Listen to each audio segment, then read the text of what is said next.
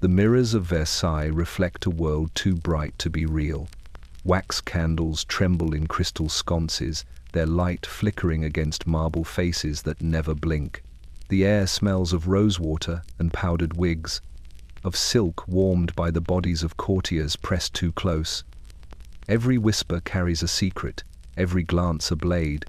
Outside, the fountains still sing, but their music can't drown the sound of the crowd beyond the gates, a hunger growing louder than prayer.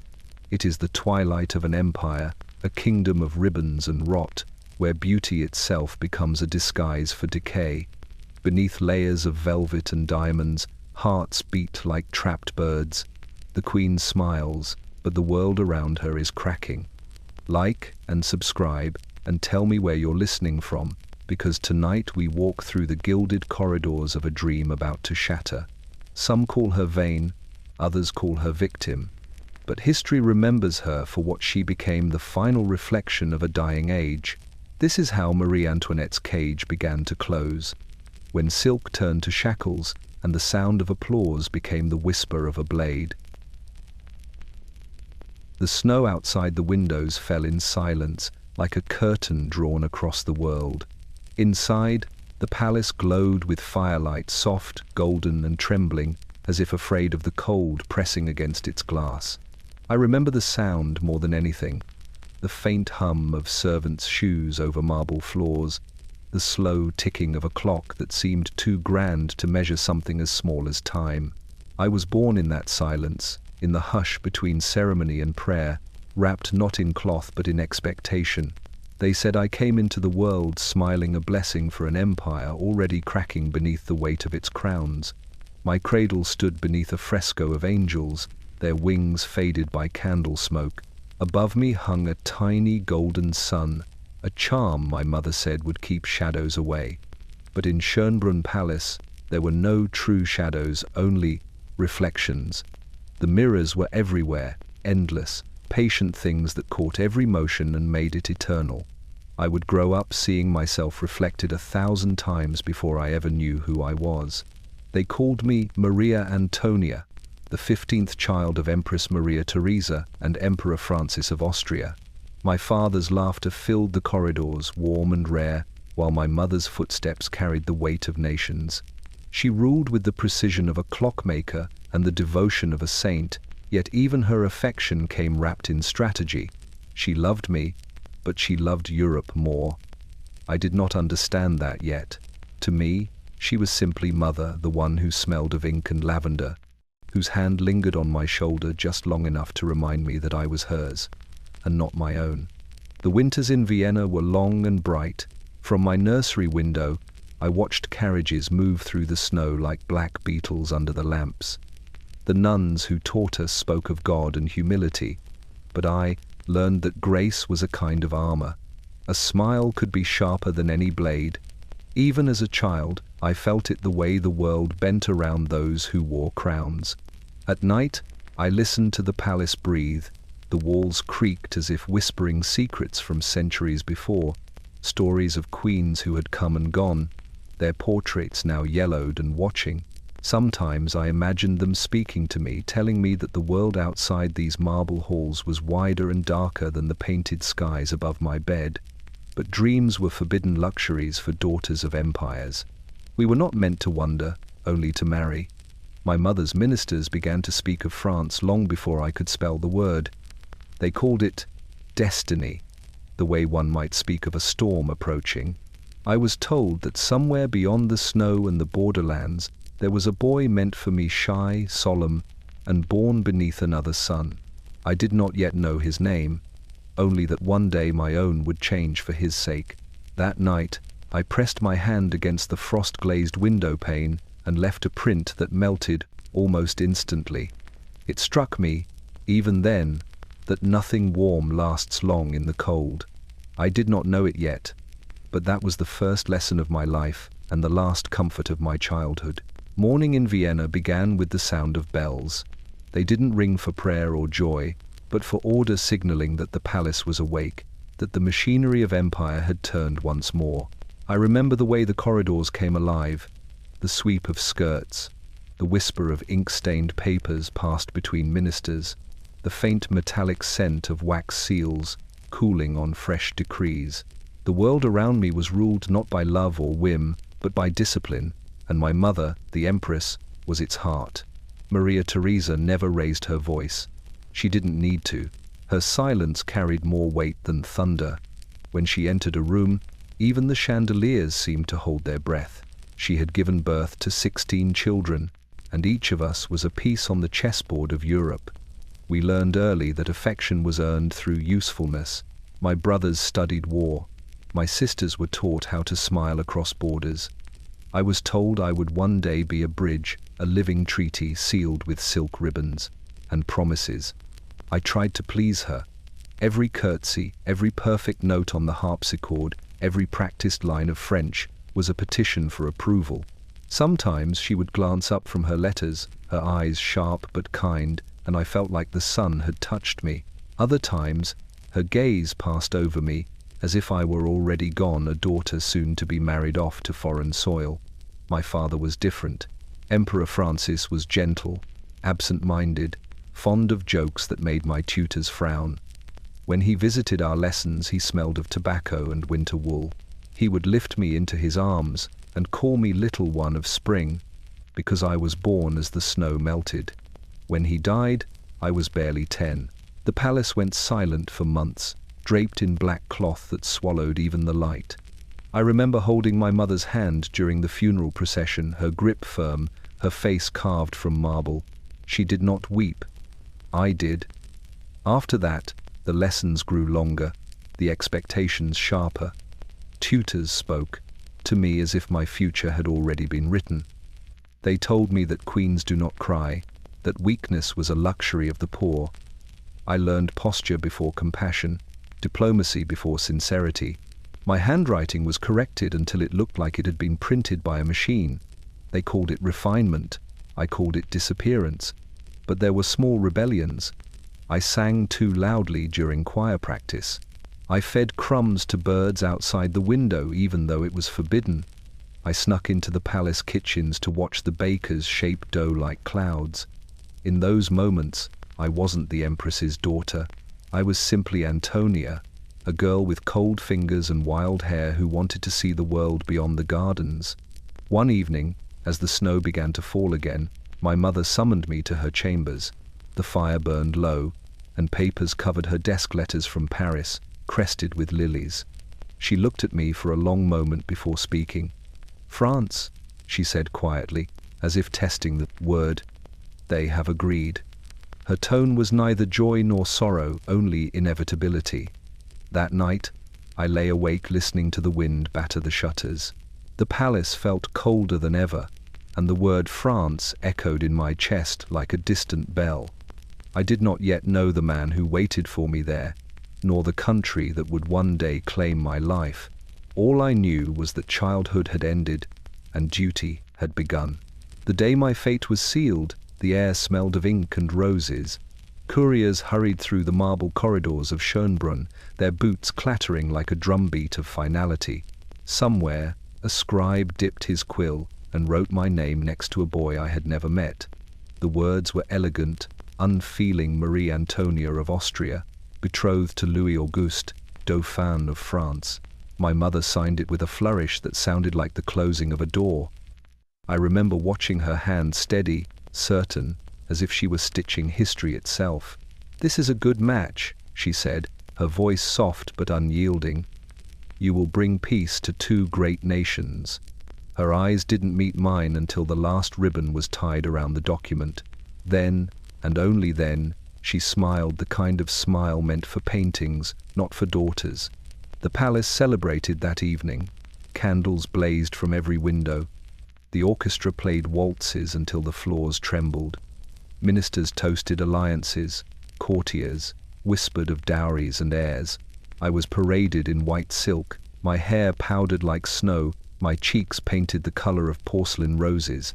They called me radiant, graceful, destined, but inside, I felt hollow, a figure made of glass, admired from all sides, fragile beneath the gaze. When the musicians paused, my mother approached with a folded letter. "This," she said, is from your future husband. I unfolded it carefully. His handwriting was awkward, uncertain, every line slanting as though he were trying too hard. He wrote of duty, not affection of France, not of me. He ended with a single phrase that I did not understand then. May God grant us happiness in our service. That night, I stood at my window and watched the fireworks bloom over Vienna. Their reflections danced across the frozen gardens, bright and brief. Each spark vanished before it reached the stars. I wondered if that was what marriage meant, a moment of brilliance before the dark returned. The following weeks were a blur of tutors and fittings. I was corrected, reshaped, perfected. My French had to be flawless, my manners divine. They changed the way I spoke, the way I walked, even the way I breathed. A queen must never appear ordinary, said the Duchess who drilled me daily. I learned to bow with my eyes open and my heart closed. One afternoon, my youngest sister burst into tears as I packed my jewelry case. "Will you come back?" she asked. I wanted to promise her yes, but the truth sat heavy on my tongue. My mother's glance from across the room reminded me that promises were not mine to give. I kissed my sister's forehead and said nothing. On the morning I was to leave, I walked once more through the palace gardens. The fountains were frozen, the statues veiled in frost, the world utterly still. At the gate, my mother embraced me for the last time. "You are no longer my daughter," she whispered. "You are France." I climbed into the waiting carriage. As bells rang across Vienna, the horses stamped, the wheels creaked, and the city began to recede behind a curtain of snow. Through the window, I watched my homeland fade into mist, a childhood erased by diplomacy, a name swallowed by empire. By the time we crossed the first border, even the guards no longer called me Antonia. I had become Marie Antoinette, a stranger to myself, bound by paper, destined for a palace that glittered like heaven and felt like a cage. The road to France was long, cold, and unending. Every turn seemed to carry me farther from the girl I had been, until I could no longer tell whether the ache in my chest was homesickness or transformation. The horses' hooves beat a rhythm that sounded like farewell. Behind me lay Vienna, my mother, my sisters, the scent of lilacs in spring. Before me lay a kingdom I knew only through stories and portraits, a place where my smile would be currency and my silence law. The carriages traveled slowly through the snow. My attendants tried to keep their voices light, but even laughter froze in the air. I stared at the mountains through the glass, those white, jagged sentinels that divided one empire from another. Somewhere beyond them waited my future, written in a language that still felt foreign on my tongue. At every village we passed, people gathered to glimpse the Austrian bride. Children ran beside the wheels until they slipped in the mud. Women crossed themselves, men lifted their hats. Some cheered, others stared with quiet suspicion, as if they already knew what I did not, that the girl in the carriage would never belong entirely to France. At night we stopped in manors and convents, where noble families greeted me as if hosting a saint. They knelt, they smiled, they offered flowers and prayers. I smiled back, bowed gracefully, said the right words in flawless French just as I had been taught. But inside, I wanted to run into the dark fields beyond the torches, to feel the wind without eyes upon me. The closer we came to the border, the heavier the air grew. It was not just the snow, it was ceremony. Everything had been planned. Every mile, every gesture, every breath was part of a ritual meant to turn an Austrian child into a French queen. And so, in a small pavilion built between the two realms, a cold, echoing building standing on no man's land, I was to be remade. Inside, the air smelled of incense and damp wood. A line of courtiers waited in silence, their faces unreadable beneath powdered wigs. My attendants helped me undress, piece by piece, first the gloves, then the ribbons, then the gown that had carried me across the empire. Every item from Austria was taken away, as though my past were a contagion to be cleansed. I stood there shivering, bare to history, as they draped me in the fabrics of Versailles silk so pale it glowed like frost. When they placed the new jewels around my neck, they felt colder than the air. Someone whispered that it was tradition, that a dauphin must enter France untainted by foreign soil. But I knew what it truly meant. I was no longer Maria Antonia of Austria. That girl had been undressed and left behind. When I stepped out of the pavilion, a gust of wind caught the veil around my shoulders and carried it briefly toward the Austrian side. One last gesture of rebellion, perhaps from the child I had just buried. Beyond the border, trumpets sounded. The French delegation bowed low, and a courtier with pale gloves said, "Welcome, Madame la Dauphine." The words floated toward me like smoke. I smiled, curtsied, and crossed the threshold. The earth beneath my feet felt different, heavier, stranger, as if it belonged to someone else. The applause rose around me like a tide, but all I could hear was the faint hum of the wind against the carriage door, whispering my old name as it disappeared behind me. By the time we reached the first French town, I was exhausted beyond sleep. The people called out blessings, waving white handkerchiefs that looked like surrender flags, and perhaps that's what they were for them, for me, for all the lives about to be rewritten by ceremony and chants. As the sun set over the fields of Lorraine, I pressed my hand against the glass and watched the colors fade gold, then violet, then gray. Somewhere behind that horizon, my mother's empire slept beneath the snow. Ahead of me, Versailles glittered like a parrot, promise, or a warning. And I knew then that I was no longer traveling toward a home, but into a gilded captivity from which there would be no return.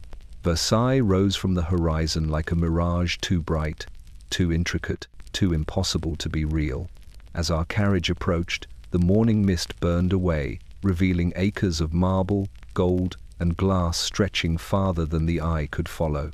The palace shimmered in the distance, every window flashing like a signal from another world. I had heard of its grandeur, of the fountains and gardens, but nothing could have prepared me for the feeling of it the way the very air seemed perfumed with power. The road leading to the palace was lined with soldiers in white and blue, their muskets glinting in the light. Crowds pressed behind them, shouting blessings and insults in equal measure. I waved as I had been taught, a practiced smile upon my lips, though my stomach fluttered like a trapped bird. Each cheer sounded like a test. Each bow felt like a judgment. I was no longer a girl from Vienna. I was the Dauphine of France, and already I could feel the weight of that crown before it had ever touched my head. When the carriage halted, the doors opened onto a courtyard so vast it could swallow cathedrals. I stepped down, my heels striking the stone like a heartbeat. The smell of roses, musk, and wax filled the air, carried on a faint breeze that moved through the golden gates. Courtiers stood waiting, hundreds of them, a living sea of silks and powdered faces, their eyes hungry for the smallest misstep. I had entered a theater, and every breath I took was part of the performance. Inside, the corridors gleamed like daylight trapped in mirrors. Portraits stared down from the walls, kings and queens rendered immortal by brush and vanity. The floors shone so brightly that each reflection felt like another version of myself, watching, waiting. Every room was a maze of color: crimson drapes, ivory panels, gilded trim. Even the ceilings told stories: gods ascending, mortals kneeling, angels drowning in clouds of paint and glory. It was beautiful, suffocatingly so. They led me through the hall of mirrors. I had never seen such light, hundreds of candles multiplying endlessly, their flames doubling and redoubling in the glass. I could see my face reflected over and over, pale and uncertain, vanishing into infinity. I wondered which one of those reflections would become queen, and which would break first. When I was presented to King Louis XV, he smiled like a man humoring a ghost. His powdered face was kind but distant, his hands jeweled and trembling. "Welcome, my child," he said in a voice both warm and final. I curtsied deeply, my gown sweeping across the marble like the tide withdrawing from shore. His eyes, clouded with age, studied me not as a person but as a promise, another link in the endless chain of royal blood. Later, they brought me to my new husband, the Dauphin Louis Auguste.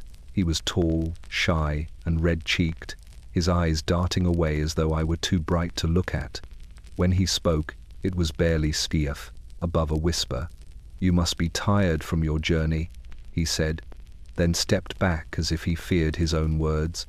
There was no hatred in him, only timidity, a boy caught between history and expectation. I smiled, but my heart sank with the quiet realization that affection would not come easily in this palace. That night, I was shown to my chamber's vast, echoing rooms hung with pale tapestries and the scent of old perfume. Servants moved like ghosts, lighting candles one by one until the walls glowed with a golden haze. Through the window, I could see the gardens stretching into darkness, their fountains frozen under the moonlight. Somewhere in the distance, I heard laughter and music life continuing in rooms where I did not yet belong. When the last maid had gone, I stood before the mirror in my nightgown. The girl who looked back at me was no longer Marie Antoinette of Austria. She was a figure made of ritual and duty, her hair arranged, her lips tinted, her eyes reflecting chandeliers instead of stars. Outside, Versailles slept or pretended to. I could feel the weight of 1,000 unseen eyes behind its gilded walls, watching to see if I would stumble. I blew out the candle, and in the darkness, the silence pressed close, soft, perfumed, and merciless. The morning light at Versailles was never gentle. It entered the room like a performance, fractured through tall windows, gilded mirrors, and crystal chandeliers, until it seemed that even the air glittered. I woke to the murmur of servants already arranging the day brushes through silks, water poured into basins, the faint scratch of slippers on parquet floors. Every moment of my life had become a ritual, even waking. But it wasn't the ceremony that unsettled me most. It was the silence that followed my husband everywhere he went. Louis Auguste, the Dauphin of France, was only a year older than I, yet he carried himself like an old man afraid of breaking something precious. His blue eyes darted from object to object as though the very furniture might judge him. He was kind, painfully kind, but hesitant, his words always measured, his gestures restrained. When we dined together, he spoke of locks and hunting rifles, of mechanics and astronomy, but rarely of people. His fork would pause halfway to his mouth whenever I met his gaze. At first, I thought he disliked me. Then I realized he feared me, or perhaps he feared the idea of what I represented. To him, I was not a bride, but a duty handed down through dynasties. Between us stood centuries of expectation, and neither of us knew how to cross that distance. In the early weeks, our attendants hovered like ghosts. Every breakfast, every walk, every look between us was reported, analyzed, whispered across salons. Courtiers watched for signs of affection, as if the future of France depended on whether our hands brushed in passing. They smiled too widely, laughed too softly, eager to see if I would succeed where their gossip had already decided I would fail. Sometimes I caught Louis watching me when he thought I wasn't looking. His expression was unreadable, something between curiosity and bewilderment. He would flush deeply, turn away, and lose himself in the mechanisms of a clock or the designs of a new key he was carving. He loved the quiet logic of gears and metal things that could be controlled, things that didn't speak. I wondered if he built locks not to keep the world out, but to keep himself safe inside. The palace, for all its brilliance, felt like a cage of etiquette. Every hour was scheduled, every word rehearsed. The women of the court moved like birds in heavy jewels, smiling with painted lips that never truly curved. They spoke in riddles of politics, disguised as compliments, their laughter like the clinking of glass. I learned quickly to nod, to glide, to hide. My laughter, they said, was too loud, my gestures too free. I was an Austrian among the French, the outsider wearing the crown of their future. Louis tried to help me in his own way. One evening, he presented me with a small wooden box. Inside was a delicate key. He had crafted himself simple, precise, without decoration. "For your writing desk," he murmured. His eyes lowered. "You should have something of your own to keep." It was the first gift he ever gave me, and it said more than any of his words. That night, I placed the key beneath my pillow. For the first time since leaving Vienna, I wept quietly, so no one would hear. The mirrors watched me as they always did, their cold surfaces holding my reflection like a secret. I missed laughter that wasn't performed, love that didn't need to be proven, and the sound of my own name spoken without formality. Outside, the fountains murmured in the dark, their endless water whispering like voices behind a closed door. Somewhere beyond the walls, France waited restless, unseen, and hungry. Inside, the Dauphin and I dined by candlelight, two children dressed as monarchs, learning to be strangers together beneath the eyes of a watching world. And though I smiled as I had been taught, I could feel it beginning already, the faint, invisible tightening of the cage. Versailles was a kingdom within a kingdom, a world ruled by scent, color, and rumor. Every hallway exhaled perfume, orange blossom, rose, musk, violet. Every person wore a fragrance like armor, as though sweet air could hide the rot of ambition. Even the flowers in the garden seemed rehearsed, blooming on command beneath the king's gaze. I quickly learned that the most dangerous weapons in the palace were not swords, but smiles. From dawn to dusk, the court swirled around me like a storm of silk. Courtiers bowed, curtsied, murmured flatteries that felt rehearsed, hollow, and sharp. Their faces were powdered white as bone, their wigs towering like monuments to vanity. Every gesture meant something: the tilt of a fan, the length of a glance, the precise height of a curtsy. Nothing in Versailles happened by accident. The smallest misstep could bloom into scandal before nightfall. At first, I was dazzled. The glitter, the laughter, the endless parade of colors, it was like walking inside a painting that never dried. Women fluttered by in gowns that shimmered like moonlight on water, their jewels catching every flicker of flame. They spoke in soft, poisonous tones, asking about my health, my gowns, my husband. But what they really wanted was blood. Their questions were traps, their compliments veiled blades. I smiled back, repeating words of grace and courtesy, even as their perfumes made me dizzy. They called me l'Autrichienne, the Austrian woman, a name that was almost an insult. Every mistake I made was foreignness, every silence, arrogance, every laugh, impropriety.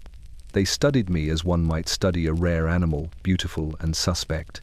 If I danced, they whispered that I was frivolous. If I stayed still, they murmured that I was cold. There was no right way to breathe within these gilded walls. Louis was little help in navigating the labyrinth. He preferred his workshops and hunting trips, leaving me to drift alone through the currents of Pance, the court. Without him beside me, I became both spectacle and prey. Every noblewoman wanted my favor. Every minister wanted my ear. They surrounded me with gifts, gossip, and invisible chains. At the salons, I laughed too loudly, trying to fill the silence that followed me. I played cards until dawn, the air thick with candle smoke and laughter that never reached the eyes. Wine flowed like water, music swelled from harps and violins, and still I felt the same, weightless and trapped. It was not joy that filled Versailles, it was performance. Each of us was an actor, reciting lines written by centuries of tradition. There was a smell I could never forget, the mingling of roses and candle wax, of powdered wigs and sweat beneath brocade. It clung to everything, even to sleep. Sometimes I awoke in the night with the taste of it in my throat, as if I had swallowed the court whole. In those moments, I would rise from bed and walk barefoot to the balcony, where the air was clean at last. Below me, the garden stretched out like a painted illusion, fountains gleaming under moonlight, statues gleaming pale as ghosts. It was beautiful, terrifyingly so. Beauty at Versailles had a way of consuming what it touched. The courtiers said I was charming, radiant, a new dawn for France. But in their eyes, I saw calculation, the way one looks at a jewel and wonders how long it will last before it cracks. I had thought myself free in gold and silk. Now I understood that every ribbon, every pearl, every smile was another thread in a web I could not escape. By the end of that first year, I had learned to wear my laughter like armor. I moved gracefully through poison, breathing deeply of its scent. And though my gowns glittered, though the halls echoed with applause, I could feel the truth seeping through the perfume, sweet, invisible, and suffocating. The cage had been built not of iron, but of air itself, perfumed, perfidious, and perfectly still. The night of my first masked ball at Versailles was like stepping into a dream painted in gold. The corridors blazed with candlelight, their flames trembling in mirrored walls that stretched into infinity. Every face I passed was hidden, some behind satin, some behind feathers, some behind powder so thick it might as well have been armor. Laughter echoed through the palace like music without meaning, and somewhere beneath it, a clock struck midnight. I remember the sound clearly, because it felt like the world itself was pausing to watch me. They had dressed me in silver that night, a gown so heavy it seemed to breathe on its own. Diamonds glimmered along the folds of the fabric, scattering light like frost. My mask was white lace threaded with pearls, delicate and fragile, hiding almost nothing. "You must sparkle brighter than the chandeliers," my maid had said, fastening the final clasp. "You are the queen to be." I smiled, but the words fell cold against my skin. The ballroom shimmered like a sea of stars. Violins soared, flutes whispered, and the air shimmered with perfume and wine. I had never seen such splendor nor such hunger. The courtiers moved as though choreographed by vanity itself, every gesture designed to be seen, every smile a transaction. When I entered, a hush swept across the room like the draw of a tide. Then the music rose again, wilder, faster, as if the orchestra itself had been holding its breath for me. Louis was there, standing awkwardly near the edge of the floor, his mask simple, his posture uncertain. He looked at me the way a child looks at fire, drawn in wonder, but afraid to touch. I wanted to tell him he didn't need to hide from me, that I was just as lost as he was beneath all this gold. But the court was watching, and words were dangerous things at Versailles. Instead, I curtsied, and he offered his arm. We danced, or rather, we moved together in something that resembled it. His hands trembled, my heart raced. Around us, 1,000 eyes smiled behind their masks. When the music ended, he bowed politely, then excused himself to speak with one of his uncles. I was left alone among the swirling colors, the sound of silk and laughter pressing close. A nobleman with a wolf's mask approached, complimenting my grace, his breath warm with champagne. Another woman whispered in my ear that my smile was too Austrian. Even beneath the music, I could hear the faint hiss of gossip forming like smoke. I slipped away, through a side door, down a hallway lit only by moonlight, until the noise became a heartbeat fading behind me. Outside, the gardens stretched silent under the stars. The fountains had been turned off for the night, their marble mouths frozen mid-song. I walked until I reached the edge of the Grand Canal, where the water reflected the sky so perfectly it was hard to tell where heaven ended. I removed my mask and held it in my hands. It was damp from my breath, its lace edges curled from the warmth of the room. For the first time that night, I inhaled without perfume, just the cold, clean scent of the air. My reflection trembled in the water, silver and fragile. Somewhere behind me, the music began again, a waltz, distant and unreal. That was the moment I understood what Versailles truly was. It wasn't a palace, it was a stage. Every person there was an actor performing a play so old no one remembered who had written it. And I, the foreign girl dressed as a goddess, was the newest character in the show. I placed the mask against my face once more and walked back toward the lights, each step softer than the last. From that night on, I would never again appear uncertain. If I was to live inside this theater, I would learn my lines well. I would learn to dazzle them. But deep inside, a quiet thought refused to fade. Beneath every mask in Versailles, even the brightest smile hid a hunger. And I, perhaps more than anyone, had just stepped into the jaws of it. Spring came to Versailles with the scent of lilacs and candle smoke, and with it, a new kind of silence. The court still glittered, the fountains sang, the chandeliers blazed, The laughter rose in silver waves, but beneath it all, there was a hollow note that only I seemed to hear. I had been married for years now, and still there was no child, no heir, no proof that the marriage between Austria and France had borne fruit. Every morning, the ladies of the court came to help me dress, their chatter bright and cruel in equal measure. They spoke of their own children, sons with the king's eyes, daughters born strong and healthy, while their glances slid toward me like knives. "Her Majesty looks pale," they'd whisper, or "Perhaps the Austrian air did not prepare her for motherhood." I smiled, I nodded, I endured. It was the only power I was allowed to keep. Louis was kind, but clumsy with affection. He still preferred the company of his locks and tools to my touch. Nights passed in polite distance. Sometimes he would kiss my hand, murmur something about fate, and then retire to his workshop. I would lie awake listening to the faint clink of metal, the steady rhythm of solitude. Versailles slept, but I could not. The mirrors on my walls caught the moonlight and threw it back at me, pale and unforgiving. My mother's letters arrived like thunder. "You must produce an heir," she wrote. "France must see that this alliance was not in vain." Her words were heavy with disappointment. The ink pressed deep, as if anger alone could bridge the miles between Vienna and Versailles. She reminded me that I was not just a wife, I was Austria itself, and Austria was failing. I tried everything. The doctors and midwives suggested tonics of herbs, prayers whispered to saints I had never heard of, long walks in the gardens to strengthen the humors. Some even suggested that music might awaken fertility, so I played the harp until my fingers ached. Yet the cradle at the foot of my bed remained empty, a white ghost lined with lace. Every morning, the maids dusted it carefully, pretending not to notice that it had never held a child. I began to spend more time alone in the gardens. There, among the marble statues and singing birds, I could pretend that I was simply a woman, not a queen. I fed crumbs to the swans on the pond, their feathers glowing like spilled milk under the sun. Once, one of them snapped at my hand, a sharp reminder that beauty, even divine beauty, still bites.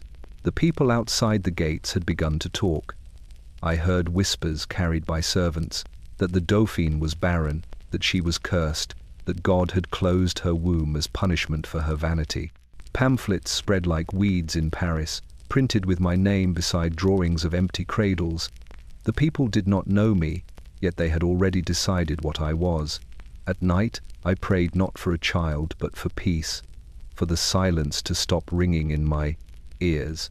Sometimes, when Louis came to bid me good night, I caught his reflection in the mirror behind him.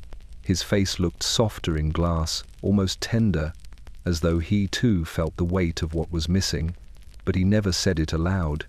Neither of us did. The cradle stayed there through the seasons, a monument to expectation, untouched and unfulfilled. The lace yellowed, the wood creaked, and still the court waited. Versailles was a garden that demanded fruit, and I had none to offer.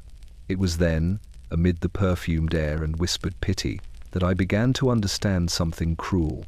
In Versailles, a woman's worth was not measured by grace or goodness or even loyalty. It was measured by the cry of a child, and until that sound filled the palace, I was not a queen. I was only an echo in an empty room. The letters from my mother began to arrive more frequently, carried by couriers who bowed so low they almost vanished into the marble. They came wrapped in blue silk, sealed with the imperial crest, smelling faintly of beeswax and iron, the scent of home and judgment. I dreaded their arrival, though I waited for them all the same. Each one felt like a ghost stepping across the threshold of Versailles to remind me who I was meant to be. The first lines were always affectionate, written in my mother's neat, commanding hand. "My dearest Antonia, I trust this finds you in good health." But affection soon gave way to disappointment, then to strategy. She wrote of alliances and politics, of Prussian threats and British spies, but her sentences always circled back to the same wound, my failure to produce an heir. "The eyes of Europe are upon you," she wrote once. "A queen's duty is not to be happy, but to be fruitful." I read her words by candlelight, the wax dripping, like tears down the silver holder. Sometimes I answered immediately, pouring my thoughts onto paper until my hand trembled. Other times I let the letters sit unopened for days, lying on my desk like sleeping serpents. No matter how I delayed, her voice lived in the corners of my room, sharp and alive. "Be gracious," she would write. "Be clever." And then, in a line that stung more deeply than any reproach, "Remember, you are not one of them." That was the truth of it. No matter how many silks I wore, how perfect my French became, how flawlessly I curtsied, I was not one of them. To the French court, I was still l'Autrichienne, the outsider who smiled too easily and spent too freely. My laughter was foreign. My manners, suspect. They whispered that I wrote to my mother more than to my husband, that Austria still spoke through me. And perhaps, in some secret way, it did. Louis rarely asked about the letters. He respected them, as he respected everything that frightened Tim, from diplomacy to intimacy. Once, finding me in tears over one of my mother's scoldings, he placed a hand on my shoulder and said, "Perhaps you should write shorter replies." It was the closest he ever came to offering comfort. The more the letters came, the more I felt myself split in two. There was the woman my mother demanded, obedient, composed, useful, and the one Versailles required, dazzling, extravagant, endlessly charming. Somewhere between those two masks, the real Marie Antoinette began to disappear. In the long afternoons, when the air grew heavy and still, I would sit by the window and read her words again, tracing each line until the ink smudged beneath my fingers. I imagined her sitting in Vienna, at her great oak desk, surrounded by ministers and advisers, her expression calm, her will absolute. She had ruled for decades with steel and prayer, and I, her youngest daughter, was meant to mirror that strength in lace and jewels. But I was not made of iron. I was made of glass, and every letter from Vienna felt like another small crack.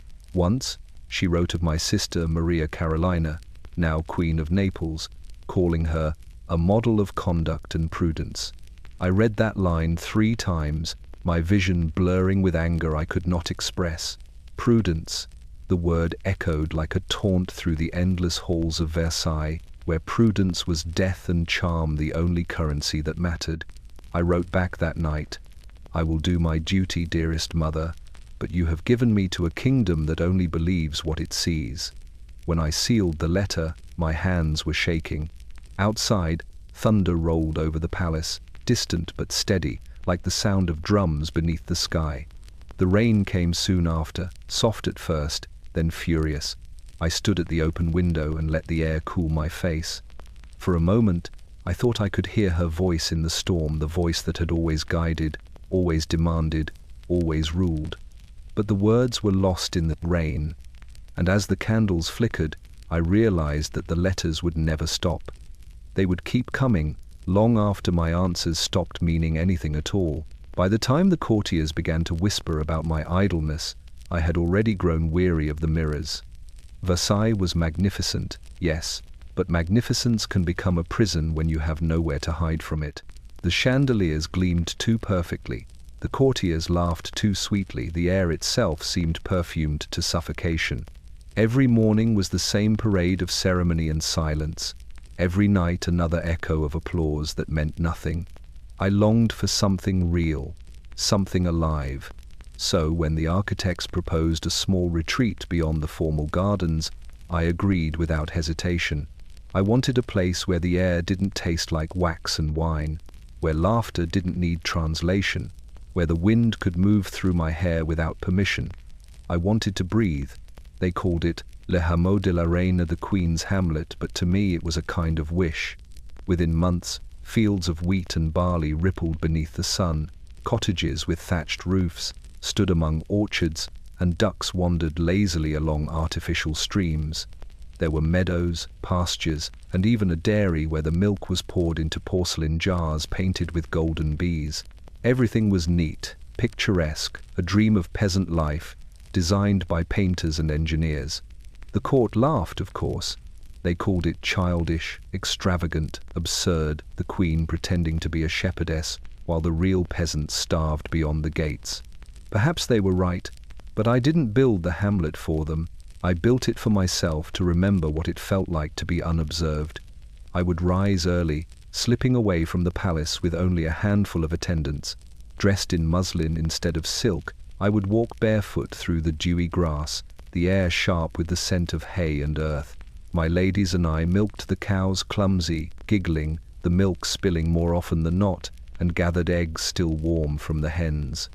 Sometimes I would sit by the pond, watching the carp stir the water into soft rings, their silver backs glimmering like coins lost to time. Louis would visit occasionally, awkward in his hunting coat, bewildered by my delight in such simplicity.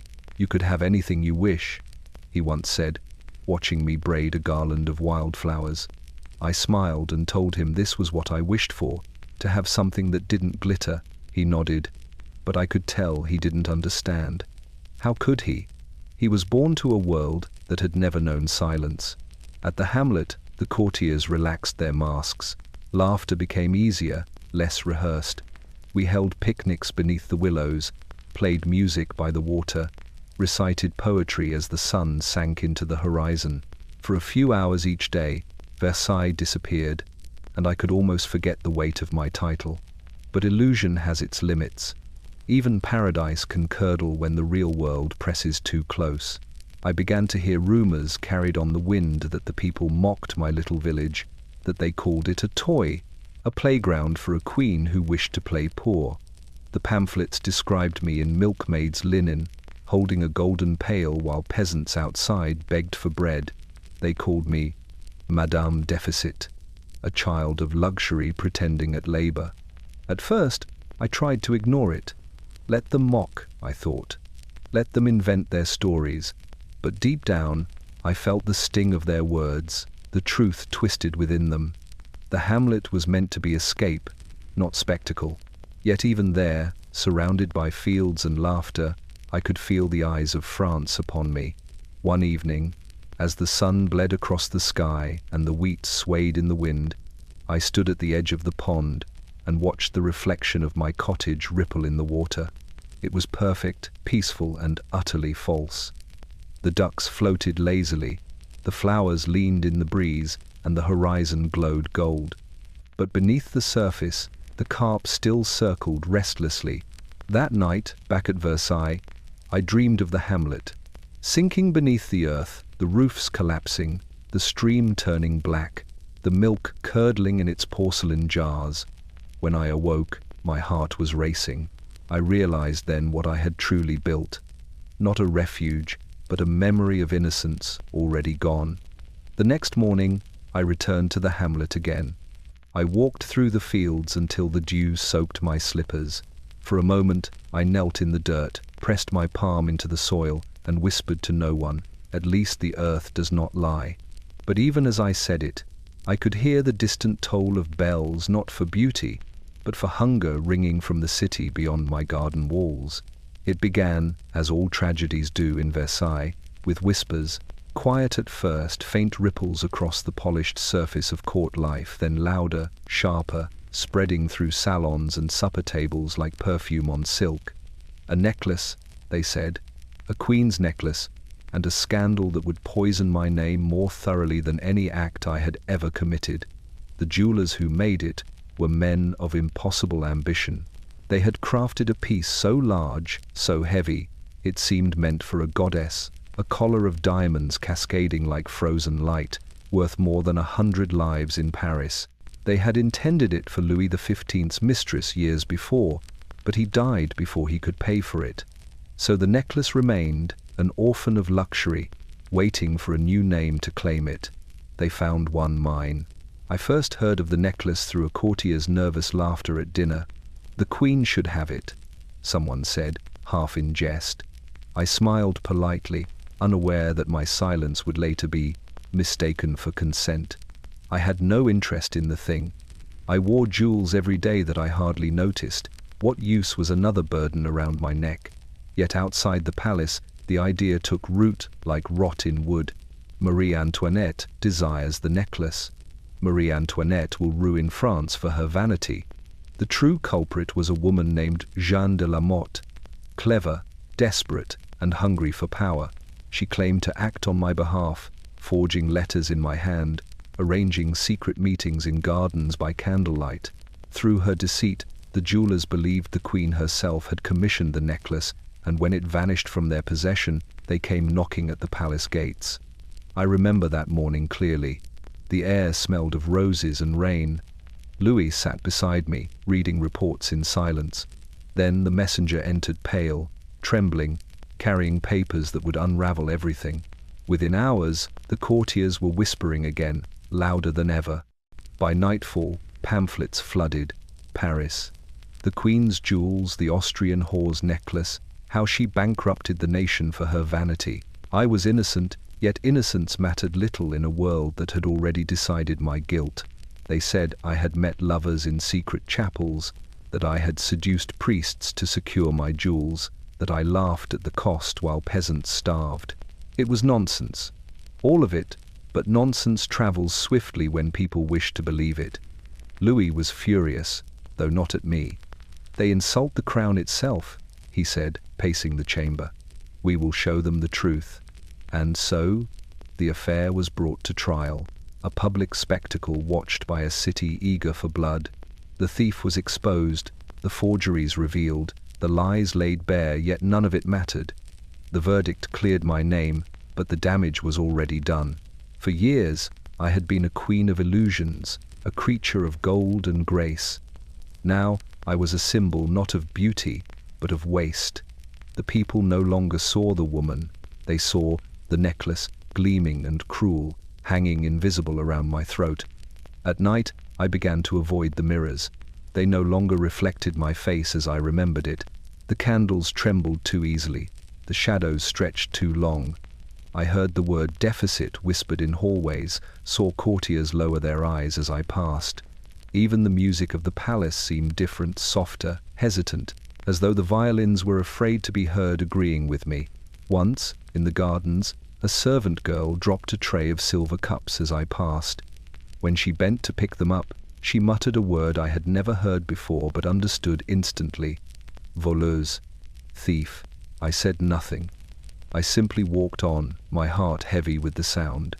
The necklace was never mine, yet it had bound me tighter than any chain.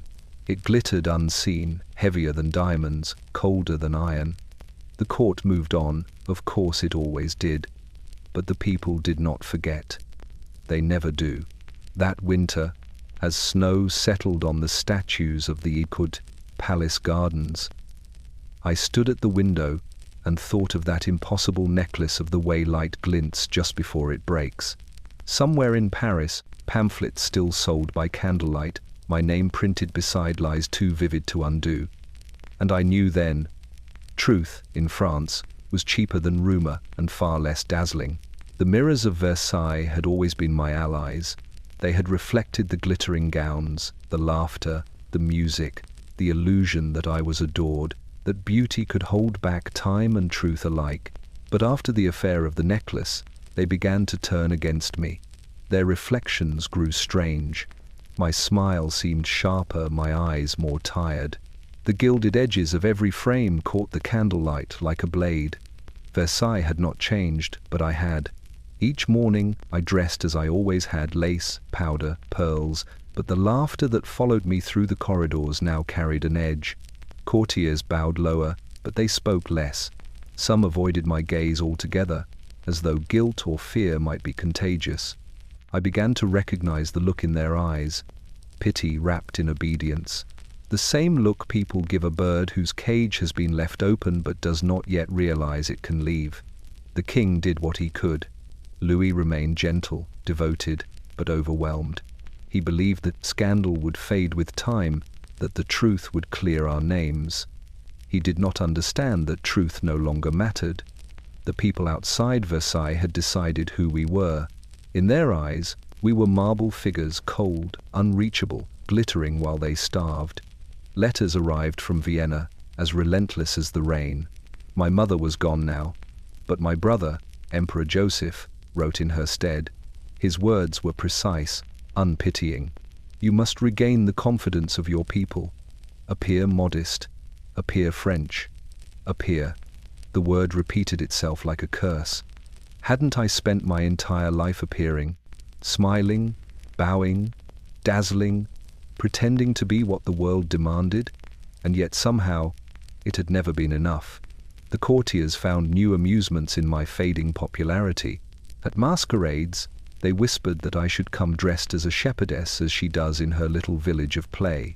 At cards, they joked that I might wager the crown jewels. I laughed with them sometimes, pretending not to hear the malice under their breath. But at night, when the mirrors were dark, I saw what they truly meant.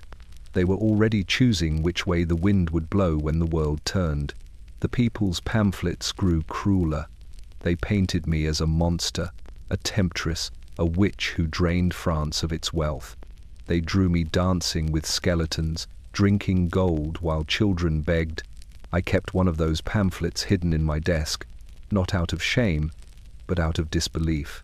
I traced the lines of my caricature with my fingertip, the smile too wide, the eyes too bright, and wondered how easily love could curdle into hate. Even the palace itself seemed to sicken. The gardens wilted early that year, their fountains sputtering between bursts of green algae. The smell of wax grew thicker in the air, mingled with the faint odor of damp stone. Versailles was still beautiful, but its beauty had begun to decay, and in that decay I felt something shifting, a tremor in the stillness, a breath before the storm. I started to dream of Vienna again, not of the grandeur, but of the snow, the quiet, clean air, the sound of bells on horses' harnesses in winter. I would wake with tears on my face, not knowing if they were for my childhood or for the world that was slipping away beneath my feet. One night, while the palace slept, I rose from my bed and stood before the great mirror that faced my window. The moonlight poured across the floor like silver dust. My reflection watched me pale, silent, almost unfamiliar. I reached out and touched the glass. It was cold, unyielding, and in that moment I understood something I had been too afraid to see. The court no longer worshipped me. The people no longer trusted me. The mirror no longer recognized me. Versailles still glittered, but its heart and mine had already begun to crack. The first cry of my daughter echoed through the corridors like a bell rung in fog, fragile, bright, and utterly real. For the first time in years, the sound within Versailles was not applause or gossip or ceremony, but life. I held her in my arms and felt something new awaken inside me, something fierce and tender all at once. Her name was Marie Thérèse. They called her Madame Royale, but to me, she was simply my salvation. The birth changed everything, or so I thought. Courtiers smiled again, ministers bowed lower. The people cheered in the streets, celebrating the long-awaited proof that the Austrian woman was capable of giving France an heir. For a brief, trembling moment, I believed the tide had turned. Perhaps they would forgive me. Perhaps they would see me as a mother now, not a symbol of excess. But the warmth did not last. They whispered that a daughter was not enough, that France needed a son, that the king's line, like my favor, remained perilously thin. When I walked through the gardens with my baby swaddled in lace, their congratulations felt hollow, as though they were already waiting for the next miracle. Louis was radiant in his quiet way. He spent hours beside the cradle, clumsy but devoted, carving little toys from wood, polishing them until they shone. I saw something in him soften when he held her, a spark of joy that had long been buried beneath duty and hesitation. "She has your eyes," he said once, though I saw in them a reflection of us both, the hope we could still be human amid the ceremony. When our son came at last, 3 years later, Versailles erupted. Bells rang across Paris, cannons fired 21 times. The court called it a rebirth of the monarchy. I called it a reprieve. Holding the Dauphin, my heart swelled with something almost defiant. This, I thought, is my answer to the world. Let them say what they will, I have done my duty. Motherhood softened me, but it also awakened a kind of rage. I began to see the palace through new eyes, through theirs. The endless etiquette, the hollow rituals, the eyes that never left us. My children were born into performance before they ever took a step. I wanted to protect them from that, to give them moments of childhood that were not gilded or rehearsed. So I took them often to the hamlet, away from the court, away from the noise. There, in the gentle smell of hay and sunlight, they could run barefoot, laugh without permission, smear jam across their cheeks without scandal. For those stolen hours, I was not a queen. I was simply their mother. But even innocence in Versailles drew suspicion. The courtiers whispered that I hid my children from their destiny, that I kept them too close, too wild, too unroyal. They said I neglected my duties to play at domestic bliss. I smiled when they said it, smiled, because they would never understand. The truth was simpler. I feared the day they would outgrow the freedom I had borrowed for them. At night, when the palace was quiet, I would visit their rooms. I'd watch them sleep, the candlelight trembling across their soft faces. The walls of Versailles seemed gentler in those moments. The tapestries faded into shadow. The gilded mouldings turned warm. I would sit beside the cradle and hum old Austrian lullabies, songs my nurse once sang when I was still Marie Antoinette, not yet the Queen of France. But even as I watched them dream, I could feel the world shifting outside these walls. The air grew heavier. The whispers from Paris grew sharper. They spoke now not only of deficits and taxes, but of hunger. Real hunger, the kind that gnaws through pride and faith alike. The same people who once cheered for my son now began to curse his cradle. One evening, as thunder gathered over the gardens, my daughter stirred in her sleep and murmured something I could barely hear. I leaned close and caught a single word, "Maman." For a heartbeat, the world was still. I kissed her forehead and whispered, "Sleep, my love." But even as I spoke, I heard the echo of other voices, thousands of them, rising from the city beyond the gates, a storm gathering in the distance. And for the first time since my children were born, I felt afraid not for myself, but for them. It began with the smell of smoke, not the sweet perfume of the palace candles, but the acrid bite of burning bread and tar, carried on the wind from Paris. The air in Versailles was still perfumed with roses, but beneath it was something sharper hunger. The kitchens of the poor had gone cold, their ovens empty. They said the harvest had failed, that grain wagons were being hijacked on the roads, that the price of a loaf had tripled in a single season. But what spread faster than famine was fury. I remember the day the first rumors reached us. It was midsummer, hot and airless, and the courtiers had gathered for an afternoon concert. The violins were playing softly when a servant slipped into the room, breathless, pale. He whispered to one of the ministers, and within moments, the music faltered. I caught only fragments: bakers' shops broken into, markets overturned, women in the streets crying for bread. Outside the palace gates, people were gathering, hundreds at first, then thousands. They shouted for grain, for mercy, for justice, but soon their cries twisted into something darker. "My name, Antoinette," they shouted. "The Austrian, Madame Deficit." The words cut through the summer air like stones through glass. Inside Versailles, the courtiers hurried to reassure me. "Majesty," they said, "the riots will pass. It is nothing new." They bowed, they smiled, and yet their hands trembled when they poured the wine. They knew what I did not yet understand, that this was not a riot. It was a reckoning. The king sent soldiers to Paris. They marched under banners of peace, but the sight of their uniforms only sharpened the anger. More bread riots followed, in the villages, in the marketplaces, in towns where no one had eaten properly in weeks. They tore open grain stores and scattered wheat like confetti. In their hunger, the people made a cruel kind of poetry. They threw flour into the fountains, turning the water white, mocking us with what we wasted. I began to see the fear reflected in every mirror at court. The servants moved more quietly. The courtiers' laughter grew brittle. At night, the windows were kept shuttered, as though the sound of shouting might enter through the glass. I tried to sleep, but the noise in my head never ceased, the echo of distant footsteps. the hollow rumble of stomachs that had gone too long empty. One morning, I found the courage to ask Louis what was being done. He stood by the map table, his fingers tracing the lines of our country. "We will send more grain," he said. "It is being arranged." He spoke gently, his voice steady, but his eyes avoided mine. He knew as well as I did that there was little left to send. "They say I told the people to eat cake. It was a lie, a cruel invention, but the kind that survives because it sounds too perfect not to be true. I never said those words, yet they became my legacy long before my death. Every loaf that went unbaked, every child that cried for food, became another line in that legend. From my windows, I could see the gardens still blooming, oblivious. Servants trimmed the hedges, polished the marble, watered the roses. Versailles was a world determined to pretend that nothing beyond its gates could touch it.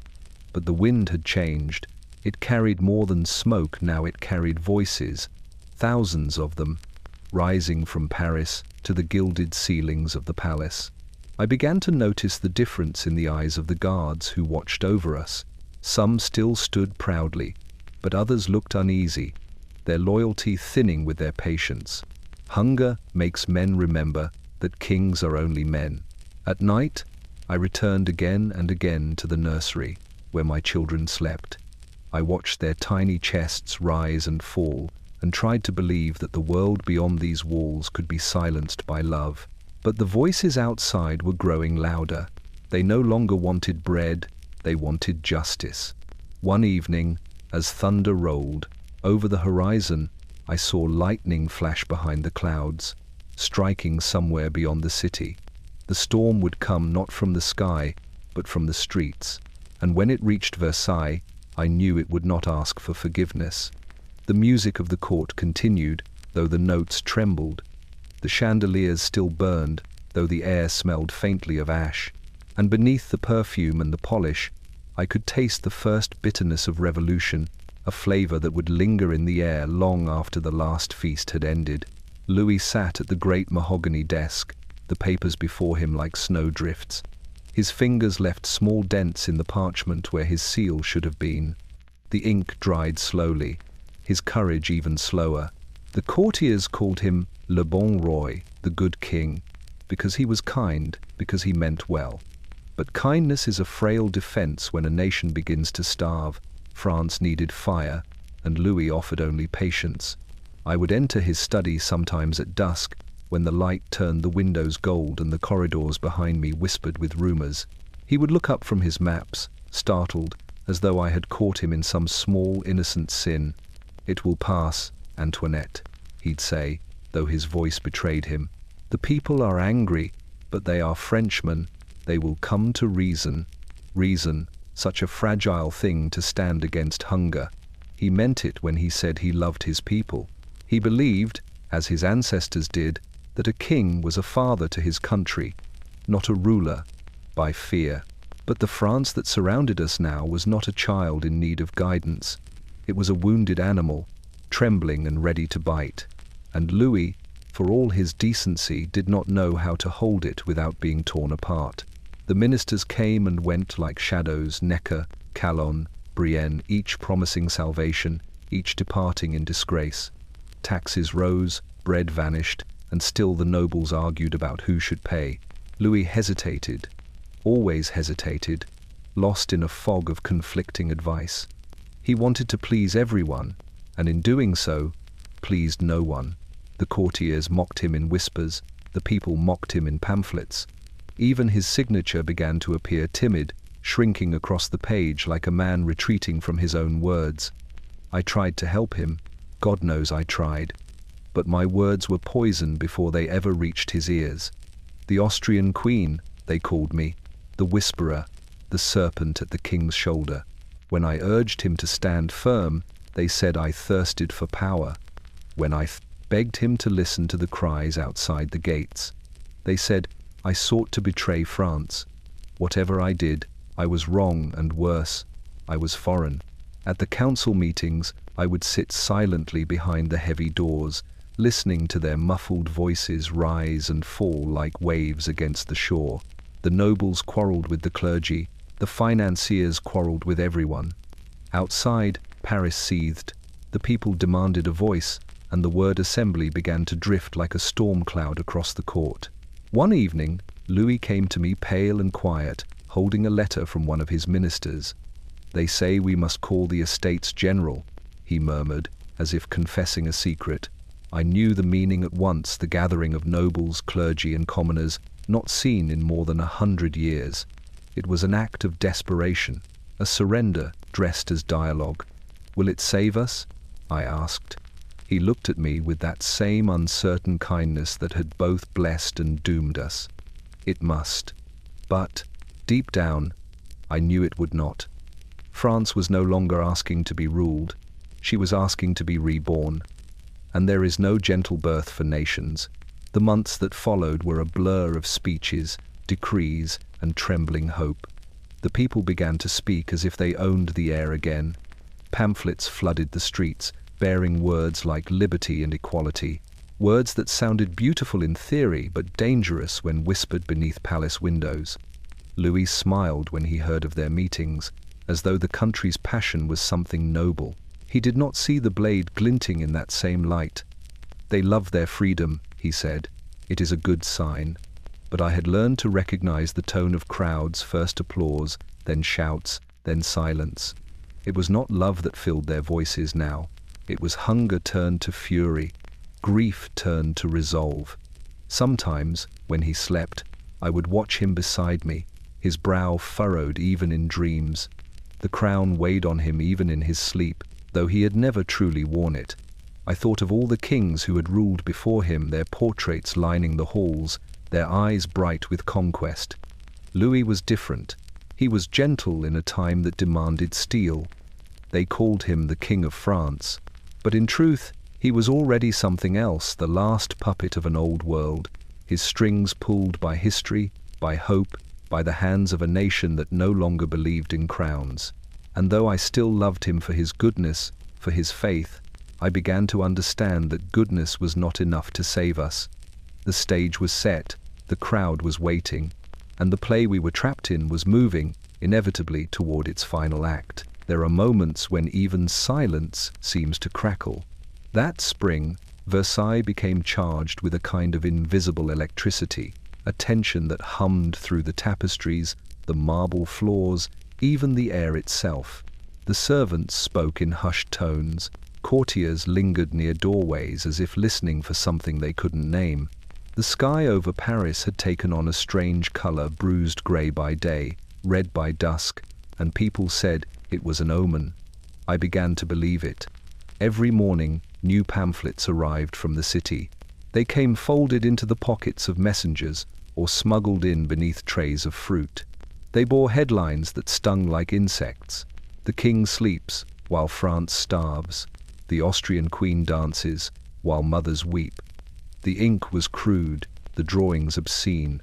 Some nights, I would burn them in the fireplace one by one, watching my own likeness curl and blacken until it vanished into ash.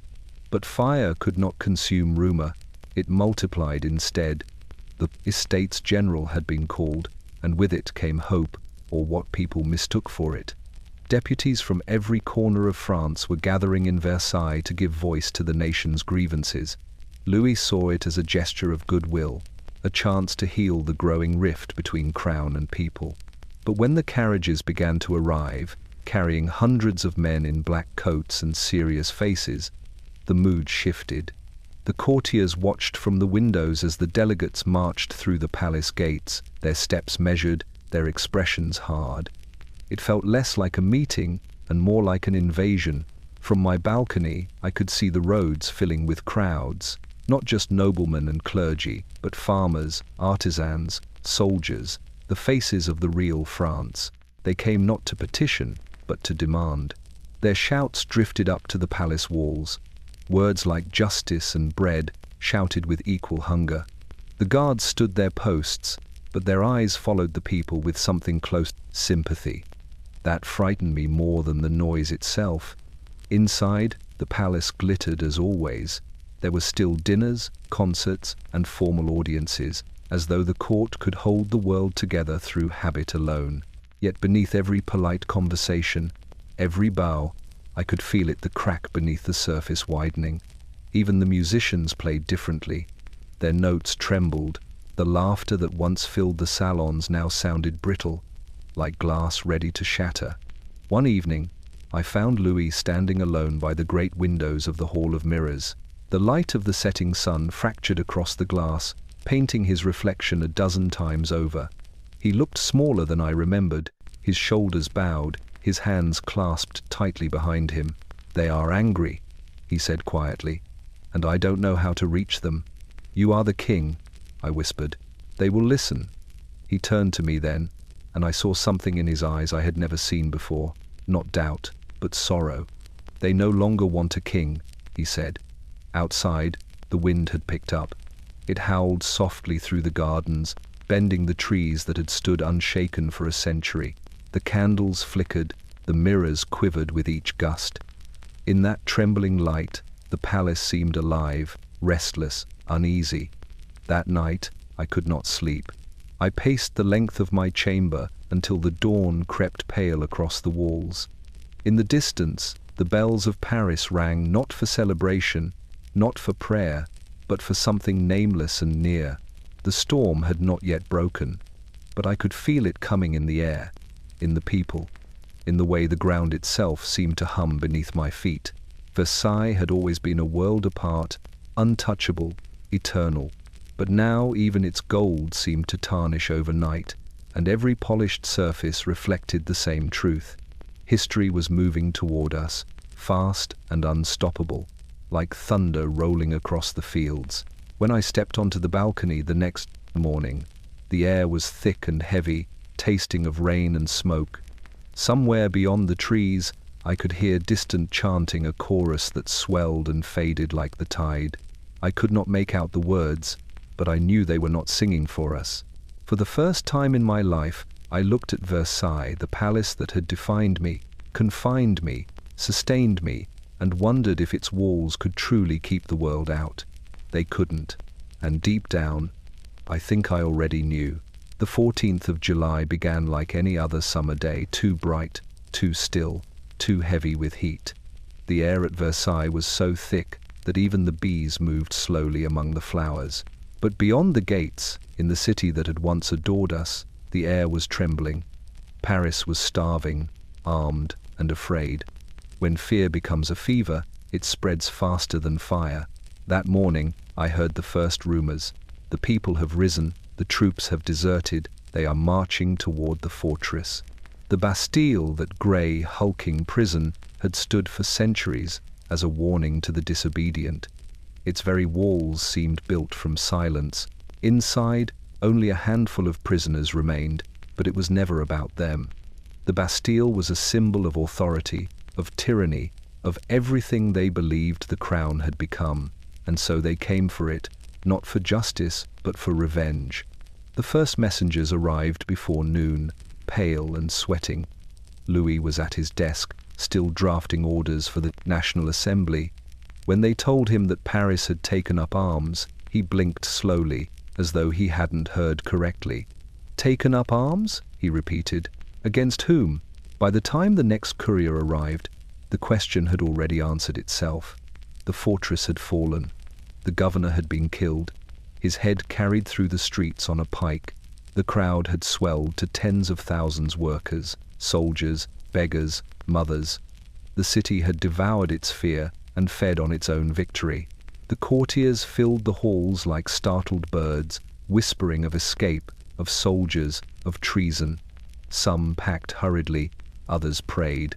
The younger ones clung to rumor that it was a riot, a single act, a storm that would soon pass. But the older men looked out the windows toward Paris, and their silence told the truth. The world we knew had ended that day. I remember walking to the balcony and seeing the horizon dark with smoke. The wind carried it toward us. The smell of gunpowder, the faint echo of bells ringing wildly. The sky itself seemed bruised. Beneath me, the fountains still glittered, the swans still glided across the Grand Canal, but the beauty felt obscene, a portrait painted over a battlefield. That night, Louis summoned his ministers. The room was stifling, the air thick with sweat and candle soot. They argued in circles, each word heavier than the last. At last, Louis rose, his face pale but composed.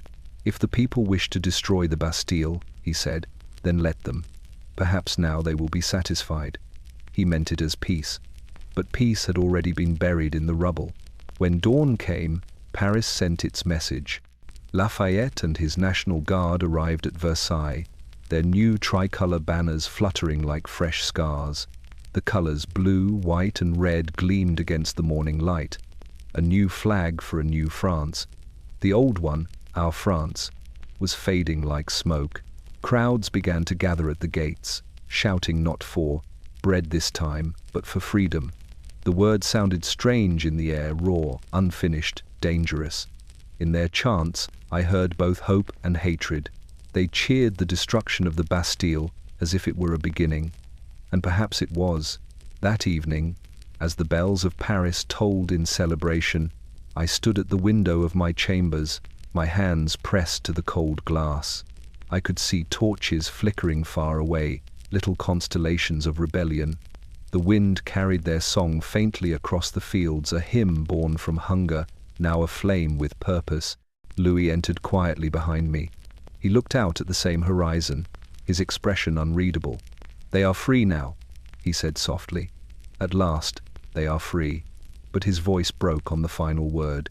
The Bastille had fallen. The people had tasted their own power. And I, watching from a palace of mirrors, felt the first sharp crack in the illusion that had ruled us all, that crowns could command forever. For the first time I saw it clearly, not the mob, not the rage, but the truth behind it. The cage had never been mine alone. The whole kingdom had lived within its gilded bars. And now, the door had been torn from its hinges. It began with rain, cold, relentless, and grey, the kind of rain that soaked the city until the cobblestones bled mud. Paris awoke to hunger once more, and hunger has no patience for politics. Bread had become a rumour, flour a treasure. Mothers searched the markets and found only emptiness. The city's bell towers rang out like warning drums, and soon the streets filled with voices, thousands of them, rough, hoarse, furious. They were women, and they were done waiting. They came from the bakeries, the laundries, the riverbanks, from the factories where they stitched uniforms for soldiers who could not pay them. Some carried pikes, some carried knives, some carried their children on their backs. "To Versailles," they cried. "To the king. Let him see what hunger looks like." By mid-morning, they were marching an ocean of wet skirts and bare feet pounding the roads that led to the palace. Soldiers tried to stop them, but they swept past like a tide. The National Guard, meant to defend the city, hesitated. The women begged, pleaded, cursed, and the soldiers, many of them hungry too, lowered their weapons and joined the march. By the time word reached Versailles, the sun was already sinking behind clouds the color of ash. From the balcony, I could see the horizon moving, not clouds, not fog, but people, thousands of them, advancing through the rain, their torches flickering like a second storm beneath the sky. The palace stirred in confusion. Courtiers whispered, soldiers hurried to their posts, servants bolted doors that could never truly keep anyone out. Louis sat in his study, calm in that maddening way of his, reading the reports. "They are women," he said quietly. "They have no arms." I wanted to believe him, but I had seen the faces from the window. Those were not women of Versailles, not perfumed courtesans or delicate duchesses. They were women of the markets, with hands like stone and voices like thunder. They had come not to plead, but to demand. By nightfall, they were at our gates. Their cries rose up through the rain. "Bread! Bread for our children!" The echo shook the chandeliers. I clutched my son closer, feeling his small heartbeat against mine. The guards stood in lines, their muskets glinting under torchlight. Somewhere beyond the walls, I heard the crash of metal, a gate giving way, a scream cut short.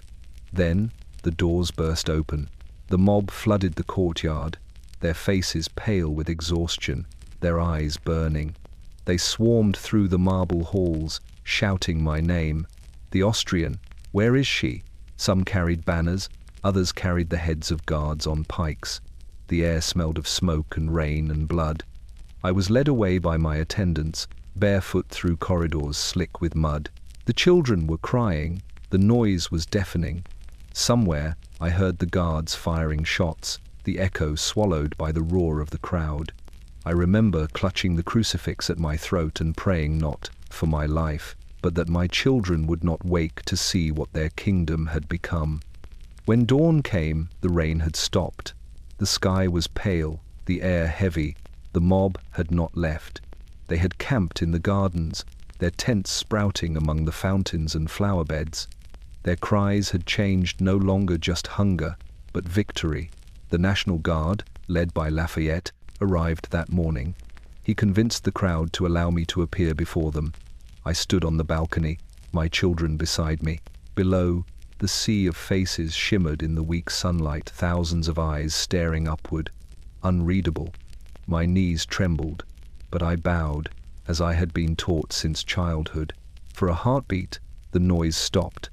The silence was like the pause between lightning and thunder. Then came the shout, "Vive la reine!" It rose not from all, but enough to fill the air with something fragile and strange. Mercy. They spared us that day. But when Lafayette told us that the king must return to Paris, with them, I understood. Versailles had fallen, though its walls still stood.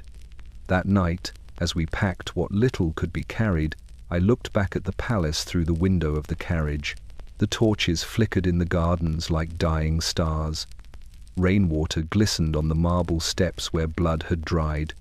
Versailles, our prison, our theatre, our kingdom, receded into the mist.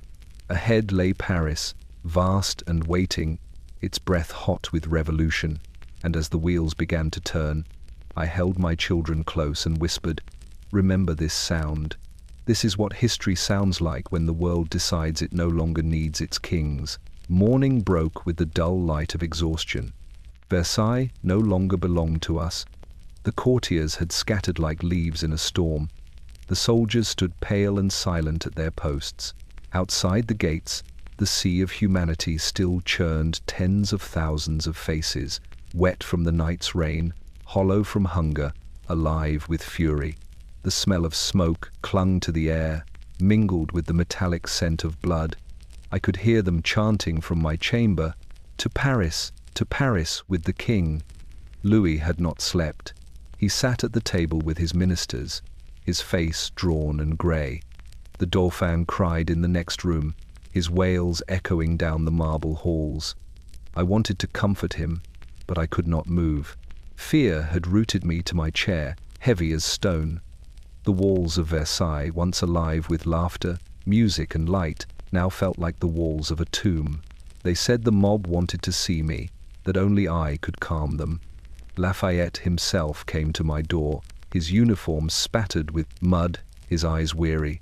"Madame," he said, bowing low, "they demand, the Queen.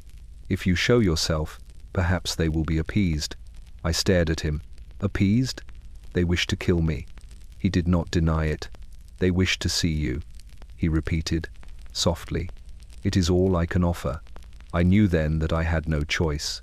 They led me through corridors that smelled of smoke and gunpowder. The floors were slick, the air damp with the breath of too many bodies. Outside, the mob surged against the gates, their faces upturned, their shouts rolling through the air like thunder. Lafayette went ahead, calling for calm. The crowd quieted not out of peace, but anticipation.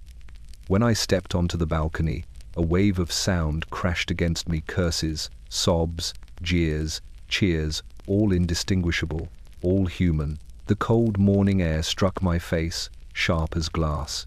Below, the square boiled with movement, pikes tipped with flowers and blood, torn banners, hands reaching upward as if to drag the palace itself down. I felt their hatred like heat rising from the earth. For a moment I could not breathe. My vision blurred. I saw the faces, women with hollow cheeks, men with eyes like empty wells, children clutching their mothers' skirts, and I knew they were not demons. They were the same people who once cheered our carriage, who once believed that crowns could feed them. I took the Dauphin's hand and led him to my side. The crowd's roar grew louder, angrier. Someone shouted, "No children! Alone!" Lafayette looked at me helplessly. I nodded. My heart thudded once, hard enough to make the world fade. I kissed my son's forehead, let go of his hand, and stepped forward alone. The noise died instantly. Thousands of eyes fixed on me, the Austrian, the Queen, the stranger they had come to hate. I felt their gaze pierce through silk and skin to whatever part of me was still human. I bowed low, slow, deliberate, not as a ruler, but as a woman before her. Judges. For one terrible second, there was only silence. Then a voice shouted from the crowd, "Vive la reine!" Another echoed it, then another. The sound spread like a spark across dry leaves, fragile, hesitant, but alive. Cheers mingled with sobs. Even some of the soldiers wiped their eyes. I lifted my head, unsure if it was forgiveness or a final goodbye. Lafayette joined me, bowed beside me, and kissed my hand. The crowd roared again, not with anger now, but with something wilder, something close to awe. I looked out across them, the sea of faces, the banners, the tears, and felt a strange calm. I had been hated, adored, mocked, and feared. But in that moment, standing above the storm, I was something else entirely real. Not a queen, not a symbol, but a woman who had nothing left to give but grace. The calm did not last. It never does. When the cheering faded, the demand returned, to Paris with the king. And so we went. That night, the carriages rolled away from Versailles under a blood-orange sky. Behind us, the palace shimmered faintly in the distance, its windows reflecting the last of the sun. Ahead lay the city that would become our prison, the place where the people promised to protect us, and where they would one day end us. As the gates closed behind us for the last time, I looked once more at the balcony where I had bowed that morning. The wind stirred the curtains, making them billow like ghostly hands. I thought of all the queens who had stood there before me, and wondered if they, too, had felt the storm in their bones. The road to Paris stretched long and silent before us, the wheels grinding softly over the stones. And somewhere, beneath the creak of the carriage and the beating of my heart, I could still hear their chant, to Paris, carrying us, unwilling and unfree, toward the city that had already decided our fate. Winter came to Paris with a cruel kind of quiet, the kind that makes every whisper sound like a warning. The air was thick with smoke and suspicion. Outside our residence at the Tuileries Palace, guards patrolled the gates day and night. Inside, the courtiers moved like ghosts, careful, cautious, afraid to speak too loudly in rooms where even the walls seemed to listen. We were no longer the rulers of France, we were its prisoners. I tried to live as though the world had not changed. I taught my children their lessons, wrote letters I could not send, smiled when the guards passed. But each smile cost me something. Each day the walls seemed to close in a little tighter. The people had brought us to Paris as their captives, they said, so that the king might learn to love his subjects. But what they truly wanted was to watch us crumble. Louis bore it quietly. He read, he prayed, he tinkered with locks to steady his hands. But sometimes, when he thought no one was watching, I saw the despair beneath the calm. The King of France, surrounded by guards in his own home, forbidden to ride, to hunt, to speak without permission. He was a lion kept in a glass cage. It was I who first spoke the thought that had been haunting us both. We must leave. He looked up from his desk, startled, as though I had uttered blasphemy. Leave Paris? Leave France, I said, before it devours us. The plan came together in whispers, a handful of loyalists, a map, forged papers, false names. The Baron de Breteuil promised refuge beyond the border in Montmédy, where royalist troops still waited. It would be dangerous, yes, but to stay was to die slowly, one humiliation at a time. We would go as a family, disguised as commoners. I the governess, Louis the valet, our children as simple travelers. A heavy carriage was prepared, lined with supplies and false documents. Each night I rehearsed the escape in my mind, the turning of the keys, the quiet closing of the doors, the wheels rolling into darkness. Freedom had become a sound, a heartbeat I could almost hear. On the night of June 20th, the air was thick with heat. Paris slept uneasily under a moon that seemed too bright. One by one, we slipped out through separate doors, our footsteps muffled by fear. I carried my son, his breath soft against my shoulder, and when the carriage door closed behind us, the sound was like the closing of history itself. The road stretched black and silent before us. For the first time in years, there were no courtiers, no mirrors, no watching eyes, just the rhythm of the horses, the creak of the wheels, the whisper of wind through the fields. I dared to believe we might make it, that we might reach the border, rebuild, breathe. But freedom is a fragile thing. At each stop, the carriage drew attention too fine, too heavy, too slow. Whispers began to follow us through the towns. At Saint Menehould, a postmaster's son recognized the king from Saint-Edmé-to-One, a coin. Word spread faster than horses. By the time we reached the village of Varennes, the trap had already been laid. The streets were dark, the air thick with the smell of burning tallow. We stopped at an inn, pretending calm, but I could feel the eyes upon us. A man stepped forward, holding a lantern, its light flickering over Louis's face. "I have seen you before," he said quietly. "You are the king." The words hung in the air like smoke. There was no use denying it. The soldiers arrived soon after, muskets drawn, faces grim. The people gathered outside, shouting, laughing, jeering. We were not royalty now, only fugitives, our carriage surrounded by our own subjects.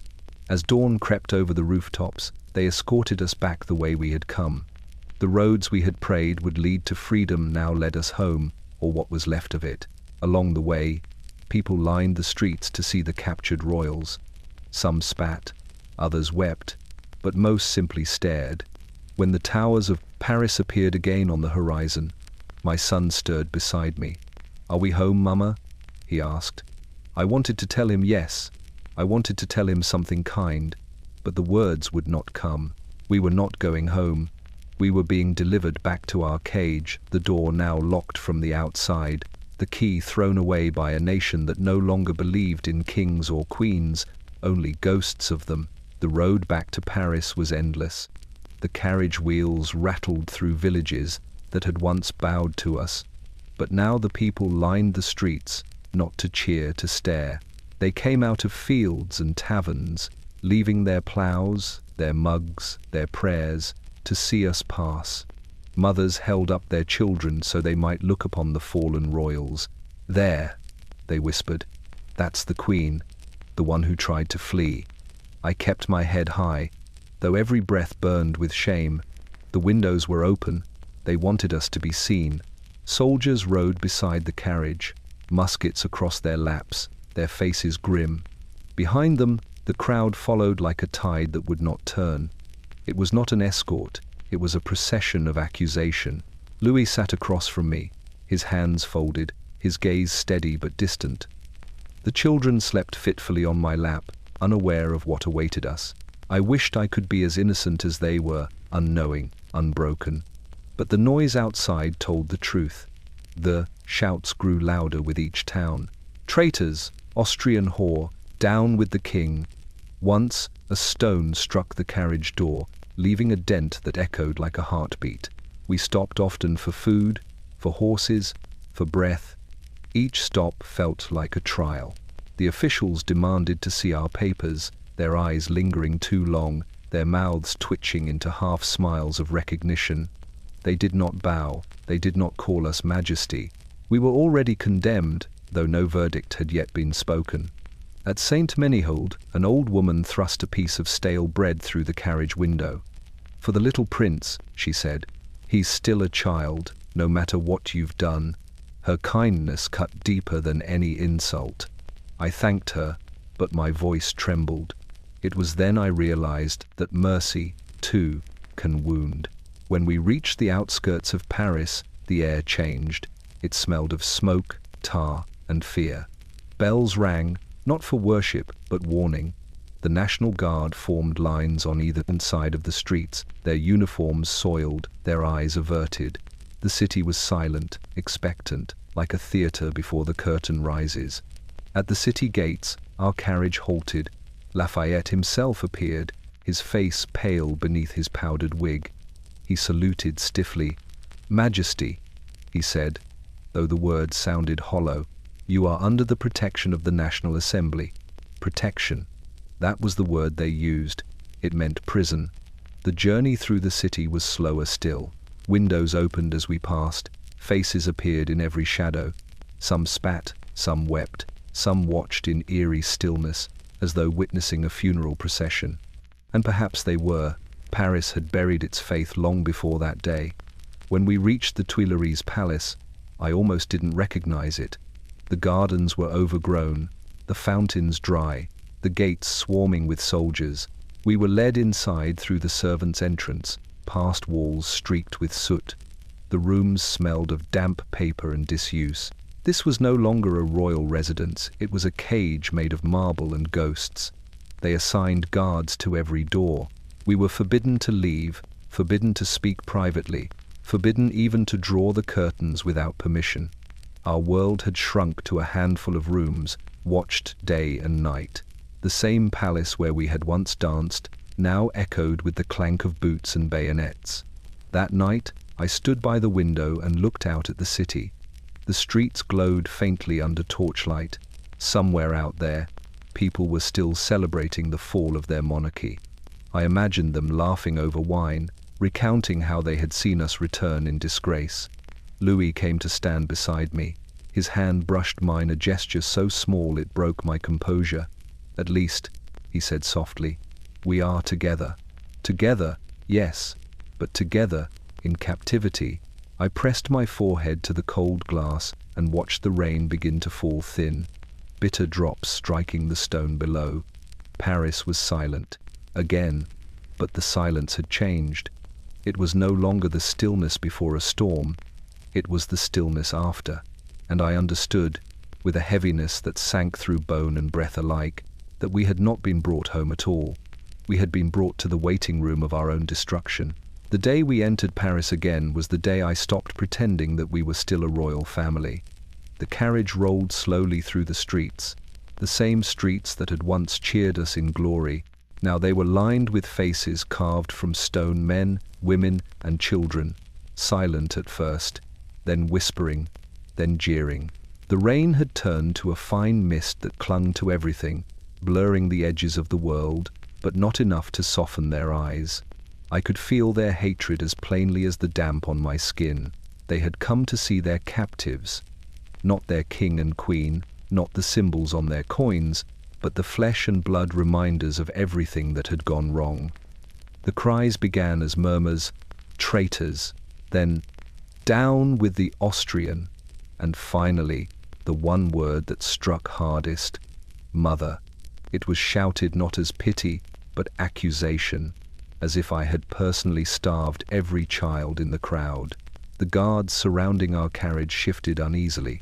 Lafayette rode, ahead, his tricolour sash fluttering, his eyes fixed forward. He looked every inch the hero they needed, while we, inside the carriage, sat like actors waiting for a play to end that had turned into our own tragedy. Louis said nothing. His face was pale, his lips tight. The children pressed close to me, frightened by the noise. I told them we were returning to the city to show that their father still loved his people. The lie caught in my throat, heavy as the air itself. The streets grew narrower as we neared the Tuileries. The smell of the crowd, sweat, wine, mud, seeped into the carriage. From every corner, they threw insults and prayers, curses and flowers, as if unable to decide which we deserved. Some shouted for mercy, some for blood. One boy climbed onto a post and waved a loaf of bread in mockery. "Here is your cake, madame," he cried. The crowd roared with laughter, and something inside me turned to ice. When the carriage stopped before the palace, I expected the cast gates to open wide, the guards to step aside as they always had. Instead, the doors were unbarred by soldiers of the National Guard, our new keepers. They stood stiffly, their muskets gleaming under the grey sky. One of them, a boy no older than 16, met my eyes and looked away quickly. His jaw clenched. He had been raised to honor us. But hunger had taught him another truth. Inside, the palace was dark and cold. The furniture was gone, the chandeliers stripped, the marble floors scuffed by boots and neglect. The air smelled faintly of mildew and smoke. They led us to a suite of rooms that had once belonged to a servant. That was to be our home. The children did not understand. They asked when we would go back to Versailles. Louis told them gently, "This is Versailles now." I tried to keep a kind of order. I insisted that the children's lessons continue, that prayers be said before meals, that the maids light candles at night so the halls would feel less like a dungeon. Routine was a fragile armor against despair. But each day, the windows seemed smaller, the walls closer.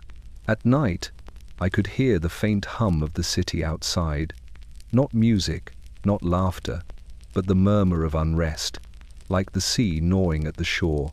Sometimes I would stand by the window and look out toward the gardens, where a few soldiers still patrolled among the withered hedges. Their bayonets caught the light like distant stars.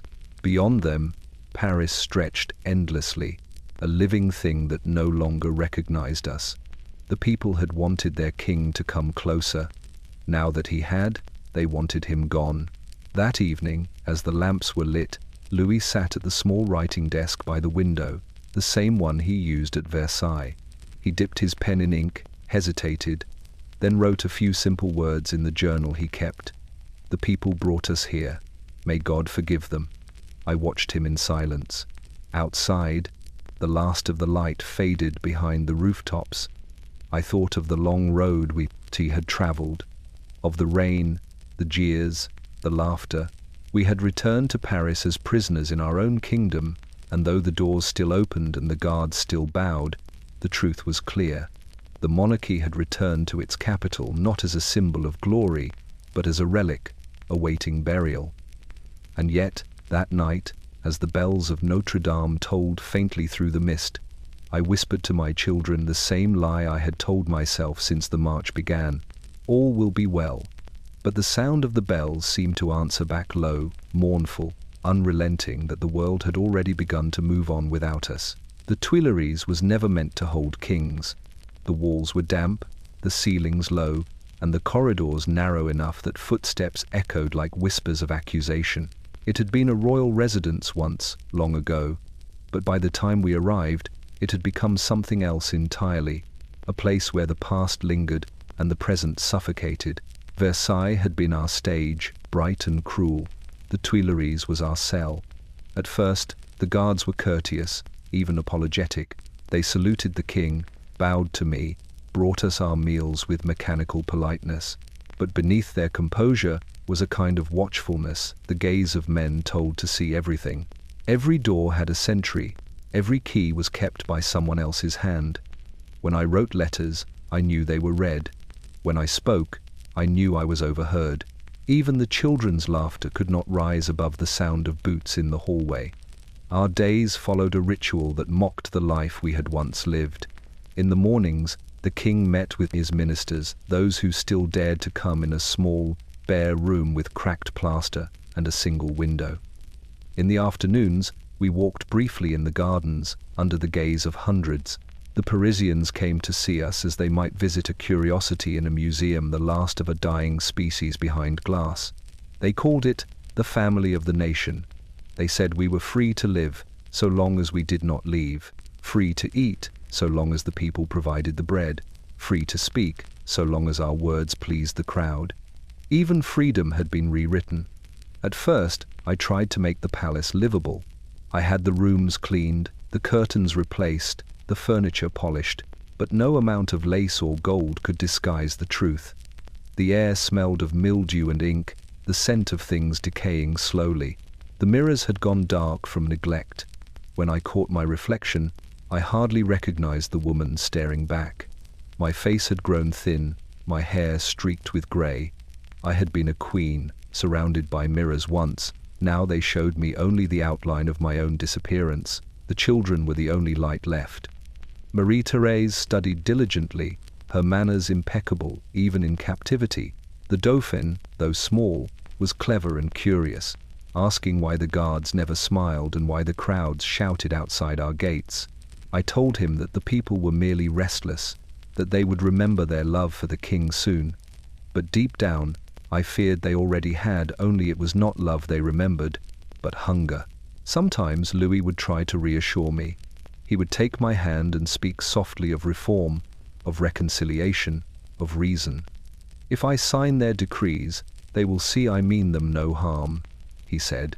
But I had seen their eyes, those endless crowds pressing against the iron gates, holding their banners, their torches, their children. The time for reason had passed. They did not want reform. They wanted an ending. At night, when the palace grew quiet, I would walk the corridors alone. The guards pretended not to notice. I would pass the windows and glimpse the city lights flickering across the river, the glow of 1,000 hearths where families still ate and dreamed. And I would think, this is what they believe we have stolen from them. Warmth, food, laughter. Perhaps they were not wrong. One night, I came upon Louis in the small chapel, kneeling before the altar. The candles burned low, their light trembling on his face. He was praying, not for victory, but for forgiveness. "I have failed them," he said quietly when he heard me enter. I wanted to be a good king. I knelt beside him, taking his hand. "You are a good man," I said, "and that is the crueler fate." Outside, the bells of the city tolled. Midnight. The sound rolled through the palace like thunder trapped in stone. We sat in silence, the candles flickering between us, their flames bending with each gust of wind. The guards shifted beyond the door, their muskets clinking softly. I realized then that even prayer was a kind of defiance, a whisper in a room we no longer owned. The Tuileries was our home now, a palace turned to purgatory, where the light was too thin to be hope and too warm to be despair. And every night, as I lay beside Louis, I could feel the city breathing around us, a giant, sleepless thing, waiting for the day when it would no longer need to keep watch at all. The walls of the Tuileries had begun to talk, not with voices, but with the sounds of the crowd that pressed against them day after day, the chanting, the laughter, the rhythmic pounding of fists and sticks against the gates. It became a language of its own, cruel and intimate. I could no longer tell if the city wanted to terrify me or simply remind me that I was trapped. Perhaps both. The pamphlets were worse. They arrived by the hundreds, printed on cheap paper that smelled of smoke and ink, carried through the streets like a new kind of gospel. They did not call me the Queen anymore. They called me l'Autrichienne, the Austrian, the foreigner, then worse Madame Veto, Madame Deficit, and the name that clung like poison, l'Autrichienne Putain, the Austrian whore. I would not read them at first, but the guards did. They snickered as they passed the sheets between themselves, pretending I could not hear. I caught pieces of sentences, vile drawings, accusations too, monstrous to repeat. They said I was corrupting the king, that I had sold the nation's gold to Austria, that I had lovers hidden in the walls of the palace. One showed me dancing on a pile of skeletons, wearing the crown of France and laughing at the dead. At night, when I closed my eyes, I could still see those drawings, crude, obscene, and yet more powerful than truth. Lies are never as fragile as the people who tell them. They take root, and they grow. The crowds outside were not the same faces each day, but they all carried the same hunger in their eyes. It was not the hunger for food anymore. It was the hunger for hatred, for something to blame. And I was the feast. Once, in a fit of defiance, I stepped onto the balcony without permission. The air was cold, the sky the color of iron. The people below froze at the sight of me, their shouts dying for a heartbeat. Then it began again, the curses, the mocking bows, the chant that spread like fire through the square. "À la lanterne, à la lanterne," to the lamppost, to hang. I did not move. I would not. I stood there until they fell silent, until the sound of their own cruelty seemed to frighten them. Then I turned and went back inside, closing the doors gently. My hands shook once they were hidden from view. The children did not understand. Marie-Thérèse asked why the people outside were always angry, why they called me names. Because they are unhappy, I told her. And when people are unhappy, they must find someone to blame. She frowned, too wise for her years. But you are not their enemy. I wanted to believe her, but even she could hear the shouting through the windows. Louis bore it with quiet dignity, though I saw the shame in his eyes. "It will pass," he said, as he always did. "They do not know you." But they did. Or rather, they knew the version of me they had made, a monster built from hunger and rumor, beautiful enough to hate. One afternoon, a delegation arrived from the assembly. They spoke politely, but their words were cold as iron. They informed us that our guards would be doubled for our protection. I understood at once. Protection was no longer meant for our safety. It was to ensure that we did not leave our cage again. That evening, I sat at the writing desk, the same one where I had once written letters of diplomacy and love. Now, I wrote nothing. My pen hovered above the paper, the ink pooling at the tip. Outside, the chants began again, faint at first, then louder. L'Autrichienne, l'Autrichienne. The sound rose and fell like the tide, endless and merciless. I realized then that they had taken more than my crown. They had taken my name. The courtiers who remained avoided my eyes. Even the servants moved quietly, bowing without words. I had become a ghost that haunted the palace, alive only to be hated. That night, I looked at my reflection in the mirror. My hair was streaked with white now, though I was not yet 40.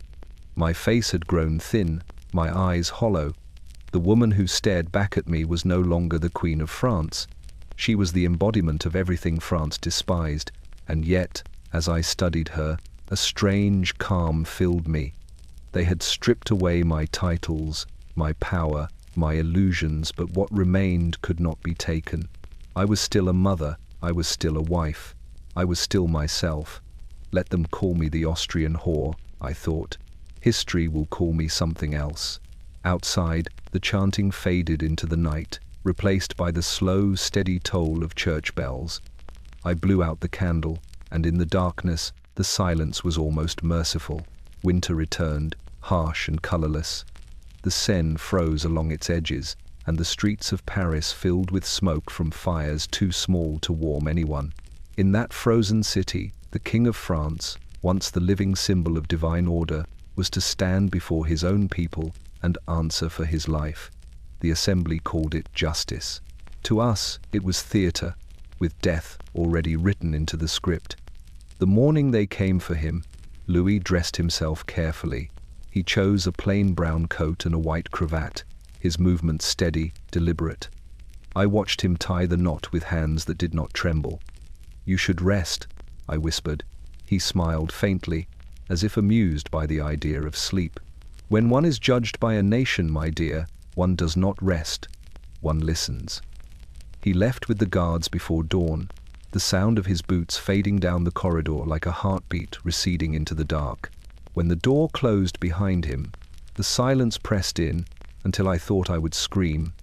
The children slept in the next room, unaware that their father was walking into history. They held the trial in the convention hall, a place meant for laws, not for mercy. Nearly 700 men sat in judgment, men who had once sworn allegiance to him. They accused him of treason, of tyranny, of bloodshed he had never ordered. They read their charges in voices shaking with self-righteousness. And Louis, in his calm way, answered them not as a king, but as a man. "I have never desired the shedding of French blood. I forgive those who accuse me, for they know not what they do." When I heard those words from the account of a sympathetic guard, I wept. Not for his innocence, I had long since ceased believing innocence mattered, but for his grace. They wanted a monster, he gave them a martyr. The trial lasted days. Outside, the city howled. Crowds filled the squares, demanding the king's head, their breath turning to mist in the cold air. Newspapers printed lies faster than the presses could dry the ink. They called him Louis the Last. Some even mocked that he still prayed, as if faith itself were a crime. When they brought him back to the Tuileries each night, his face was pale but peaceful. He kissed the children's foreheads, spoke to them gently of God and forgiveness, then kissed my hand. "It will soon be over," he said, and I realized he meant not the trial, but the waiting. The verdict came like thunder, guilty not by proof, but by decree. The assembly had debated all night, their arguments echoing through the cold corridors of power. When the final vote was cast, the hall was silent for only a heartbeat. Before the noise began, applause, shouts, laughter, weeping. Louis Capet, once King of France, was sentenced to death. They allowed him 2 more days.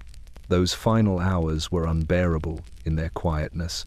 He spent them writing letters to our children, to his brothers. To me, I was not permitted to see him, not until the morning of his execution.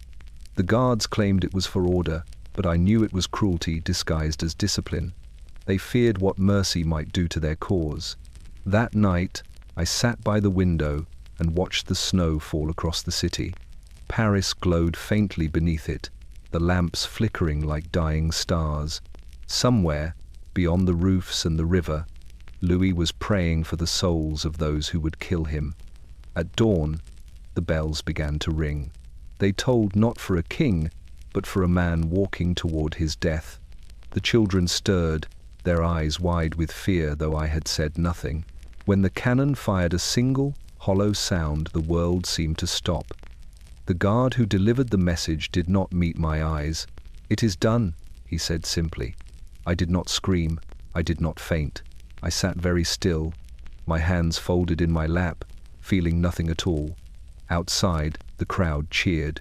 They said the Republic had been born that morning, but as the echo of the cannon rolled through the frozen streets, I knew that something far greater had died. The monarchy had been dying for years. That day, it only drew its last breath, and when I finally found my voice, it came as a whisper. If they think this is freedom, they have no idea what chains they have forged for themselves. The carriage that carried us to the temple jolted over the cobblestones with the slow rhythm of finality. The city pressed close on either side, faces peering from windows, from doorways, from shadows, faces that once bowed and now stared without blinking. It was evening when the towers came into view, grey, massive, and ancient, rising against the sky like the bones of some forgotten beast. The temple had been built for knights centuries ago. It would now serve as our tomb. The gates closed behind us with a clang that seemed to echo forever. The yard was dark, wet from rain. Lanterns swung in the wind, their light feeble against the stone. I carried my son in my arms, his small fingers digging into my collar. He whispered, "Mama, is this where we live now?" I could not answer. The word live felt too fragile to use here. They took us first to the tower, thick walls, iron doors, staircases that wound endlessly upward. The air smelled of rust and cold. Our guards were no longer soldiers of the king, but men of the Republic, coarse, hard-eyed, speaking in clipped tones. They showed us to 2 rooms, one for the children and me, another for Louis's sister, Madame Elizabeth. The rooms were bare, a few chairs, a table, straw mattresses, and a small stove that gave more smoke than heat. They called it adequate. When they locked the door that first night, I heard the bolt slide home and thought, so this is the sound of being erased. The noise was too small for what it meant. Days passed in a kind of blur. We were allowed one walk in the courtyard, surrounded by guards with bayonets. The sky above the tower was always grey, the air always damp. The children played when they could, building palaces from scraps of wood, pretending that they were still at Versailles. Their laughter was soft, careful, as if they feared it might offend the walls. The guards changed often. Some were cruel, delighting in our humiliation. They mocked my accent, my clothes, my silence. Others were kind in small, dangerous ways, a lowered voice, a longer glance, a loaf of bread slightly fresher than the rest. But kindness frightened me more than cruelty. Cruelty was expected. Kindness meant pity. Every week, they came to search our rooms. They overturned our blankets, rifled through our letters, even searched the children's toys. Once, a guard found a lock of Louis's hair I kept hidden in a handkerchief.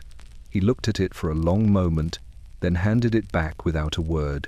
That night, I could not sleep, afraid he might be punished for mercy. The days bled together until time itself seemed to dissolve. I marked it by the meals they brought: thin soup, hard bread, and once a week, a bit of meat. Sundays I counted by the toll of distant bells, though even those grew fainter as winter deepened. At night, I sat by the small window slit and looked out at the city lights. They shimmered like ghosts across the rooftops. Somewhere out there, the Republic was celebrating its birth parades, speeches, songs. The streets that had once echoed with Vive le Roi now rang with Liberté ou la mort, freedom or death. They had chosen both. The children grew quieter as the weeks turned to months. My daughter, once lively and quick-witted, now spoke little. She spent hours reading her catechism by candlelight. The Dauphin still asked when his father would come for him. Soon, I told him. The lie had become a prayer. Sometimes, when the tower was still, I would hear the faint sound of footsteps in the corridor below, the changing of the guard, perhaps, or something else. I imagined Louis walking there, unseen, his hand brushing the walls, his voice whispering our names. The thought comforted me, even though I knew it was madness. The guards began calling me the Widow Capet, now even to my face. The name no longer stung. It was easier to wear a mask when the world refused to see the woman beneath it. One night, I dreamed I was walking through the gardens of Versailles again. The fountains were silent, the air full of rain. Louis stood beside me, his hand warm in mine. When I turned to speak, he was gone, and in his place stood my son, his face pale and hollow, his small hand reaching for mine. I woke with tears already falling. The tower was silent, except for the drip of water in the corner and the steady breathing of my children. I rose, wrapped a shawl around my shoulders, and went to the window. The city slept, its lights dim under the shroud of fog. I pressed my hand to the cold stone and whispered, "Louis, if heaven listens, do not forget us here." The walls gave no answer. Only the wind replied, whistling faintly through the cracks, a sound halfway between sorrow and song. And I knew then, as I stood there shivering, that we were no longer prisoners of France. We were prisoners of history itself, caught between the life that had ended and the legend that was only beginning to be written in the dark. The name came the very day he died. It was written on the first official document I received after Louis's execution: Citizeness Capet. Not Queen, not even Marie. I stared at the paper until the words blurred. Widow Capet, that was all that remained of me, a title made from ash. The sound of the cannon still echoed in my bones. I heard it in every heartbeat, in every footstep down the corridor. Paris roared outside like a beast unleashed, cheering, singing, rejoicing as if it had been liberated from some invisible chain. They said the city had found its freedom, but the air that entered my window was heavy, thick with smoke and sorrow. It did not smell of liberty, it smelled of blood. I could not bring myself to cry. The children were watching. Marie-Thérèse clung to my skirt, her eyes wide and hollow. The Dauphin, my son, my little Louis Charles, asked when his father would return. "He has gone to heaven," I told him, my voice calm, too calm. He nodded and went back to his toys. But later that night, I found him asleep with one of his father's gloves clutched in his tiny hand. The guards had been doubled. There was no ceremony, no mourning. We were forbidden black. Even the curtains in our rooms were kept open, so the public might see that the Queen did not grieve. But I grieved with every breath. Grief became the only thing I still possessed that they could not take away. They took everything else. The furniture, the books, the last remnants of gold and silver, all sold for the good of the people. They even removed the crucifix from the wall, muttering that the Republic had no need for kings, alive or dead. I reached for it, but the guard's hand came down between us. His touch was not cruel, only efficient. That was worse. Cruelty at least acknowledged the existence of the soul. Days passed without measure. I no longer knew the date. We were confined to a few small rooms, the doors bolted from the outside. Our food arrived cold, our water tepid. The air grew stale with the smell of damp stone and fear. I kept the children's routine intact as best I could. Lessons, prayers, stories whispered at night, but the silence that followed each one grew longer. When I spoke Louis's name aloud, the guards corrected me. "Citizen Capet," they said. "There is no king." I wanted to answer that kings do not die when their crowns fall, but I bit my tongue. My words were worth nothing here. At night, when the palace was still, I would sit by the narrow window and look out at the city. The glow of the torches flickered like restless spirits across the Seine. Somewhere beyond that river lay the scaffold where he had stood, the wooden platform, where the wind had lifted his hair, where he had spoken his last words, where he had forgiven the nation that condemned him. I imagined the moment the blade fell, the sound it made, the silence that followed. Sometimes I thought I could still feel in him beside me. In the hush before dawn, when the air turned blue and cold, it seemed as if he might walk through the door, smiling his quiet smile, telling me that it was time to go home. But the door never opened. Only the light changed. The revolution had taken his head, but it was not finished with his family. The people wanted an ending that left no ghosts.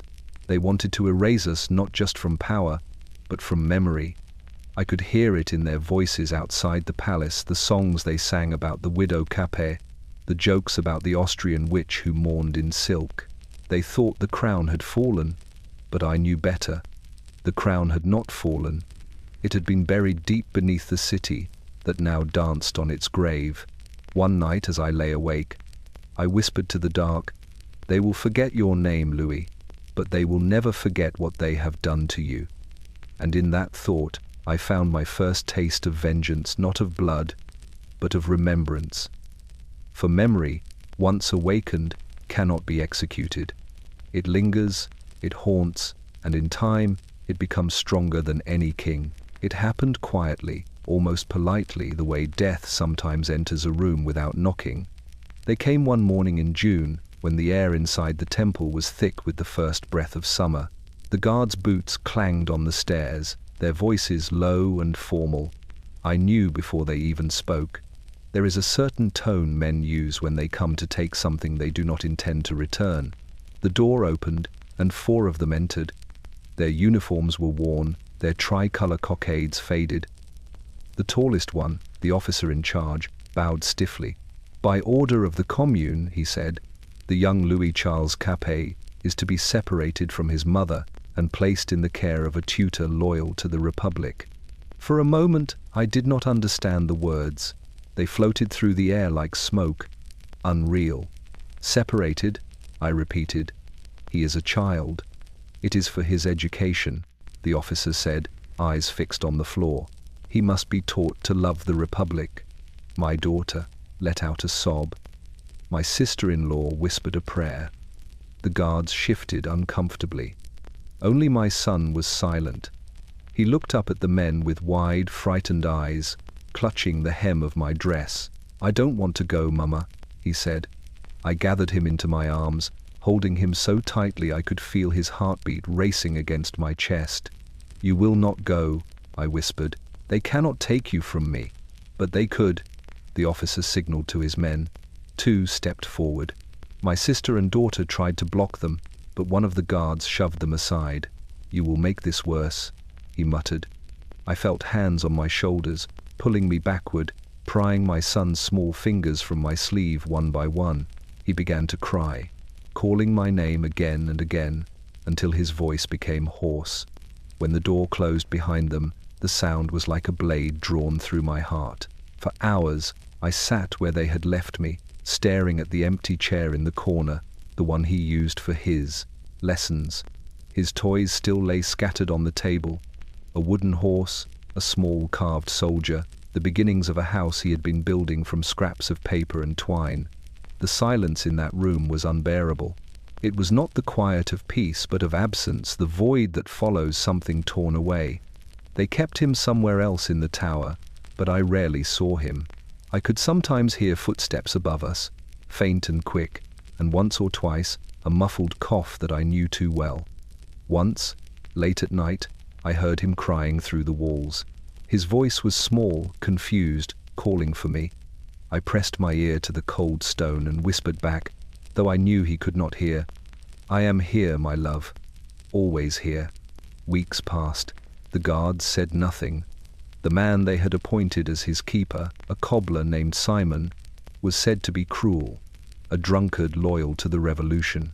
He called my son the wolf's cub, and the stories that filtered to me were unbearable. That he beat him when he refused to shout, "Vive la République," that he forced him to curse his father's name, that he made him wear rags and scrub the floors like a servant. I begged to see him, to hold him, to tend his bruises. My petitions went unanswered. At night, I prayed for madness.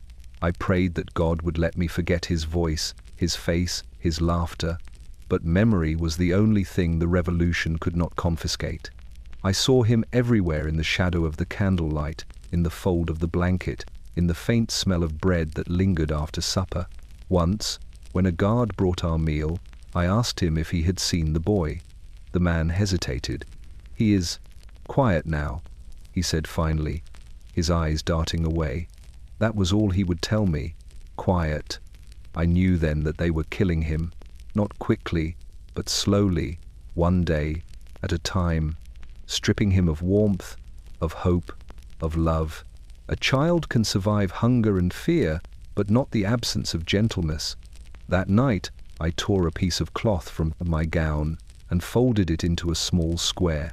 I kissed it and placed it beneath my pillow. It was nothing, a gesture, a superstition, but it felt like the last thing I could still give him. The next morning, I woke to a grey light filling the room. My daughter was already up, kneeling by the window, praying. I joined her, our voices low, unsteady. "Do you think he still prays?" she asked. I closed my eyes. "Yes," I said, "but not to be free. He prays for us." And though I could not explain why, I believed it was true, because somewhere, in the tower above us, a small boy still carried a piece of my heart, and with every beat of his own, it whispered back through the stone, "Mama, I remember, when they took my son away, the world inside the temple grew smaller. The air thickened. The light seemed to dull. Each morning began with the same hollow sound, the bolts drawn back, the door opening for the guards to count us, their eyes darting around as if we might have vanished overnight. But we never vanished. We lingered, like ghosts that refused to die. My daughter, Marie Therese, was 14 now, too young to understand the cruelty of history, too old to be shielded from it. The laughter that once filled her voice had faded into silence. She moved through our narrow rooms with a solemn grace that frightened me, a child already carrying the posture of mourning. At night, I would watch her sleep, her hands folded, her lips moving in prayer. Her dreams were not those of a girl, but of a saint, and I feared that the world would ask her to prove it. We rarely spoke of her brother. The pain was too sharp, the not knowing too vast. Once, when I caught her staring at the ceiling with tears in her eyes, she said, "I think of him every night, Mama. Do you think he hates us for letting them take him?"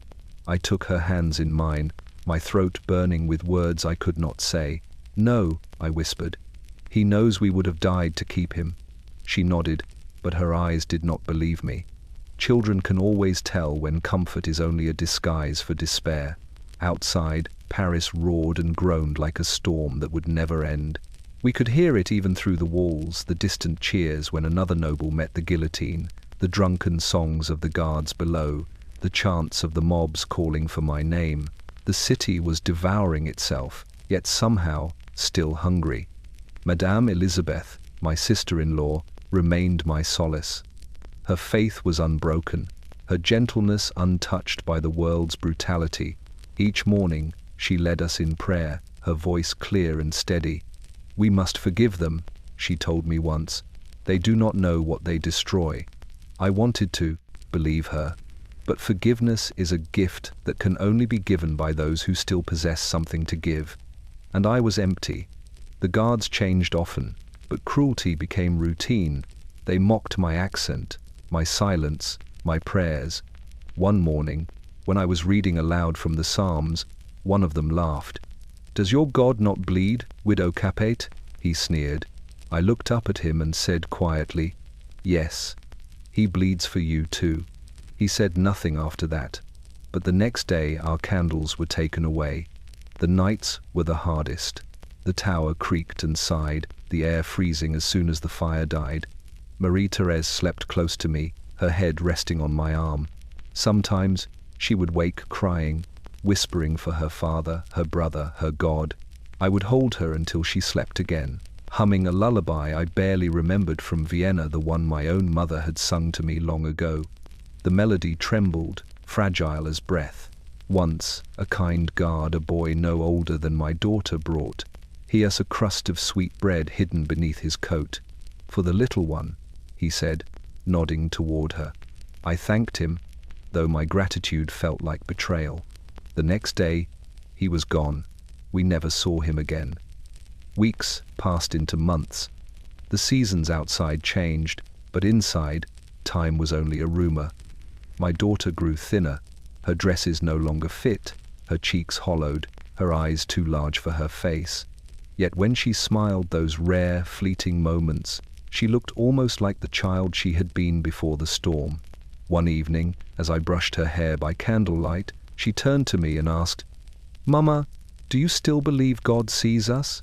The question struck something deep in me, something buried beneath years of prayer and loss. I set down the brush and met her gaze.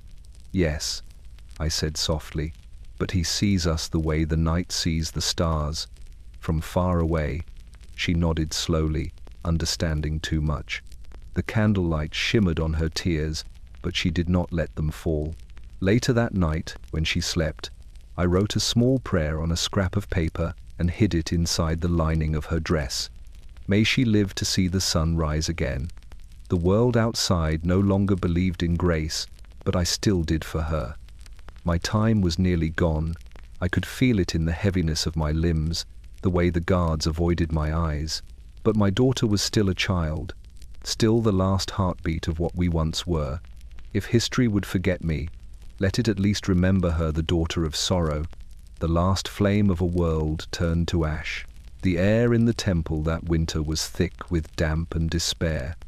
The stone walls wept with condensation, the floor slick under our bare feet. The guards said the dripping was just the tower breathing, but I knew better. It was the sound of decay. Everything, the walls, the air, the world was rotting slowly around us. By then, I had stopped counting the days.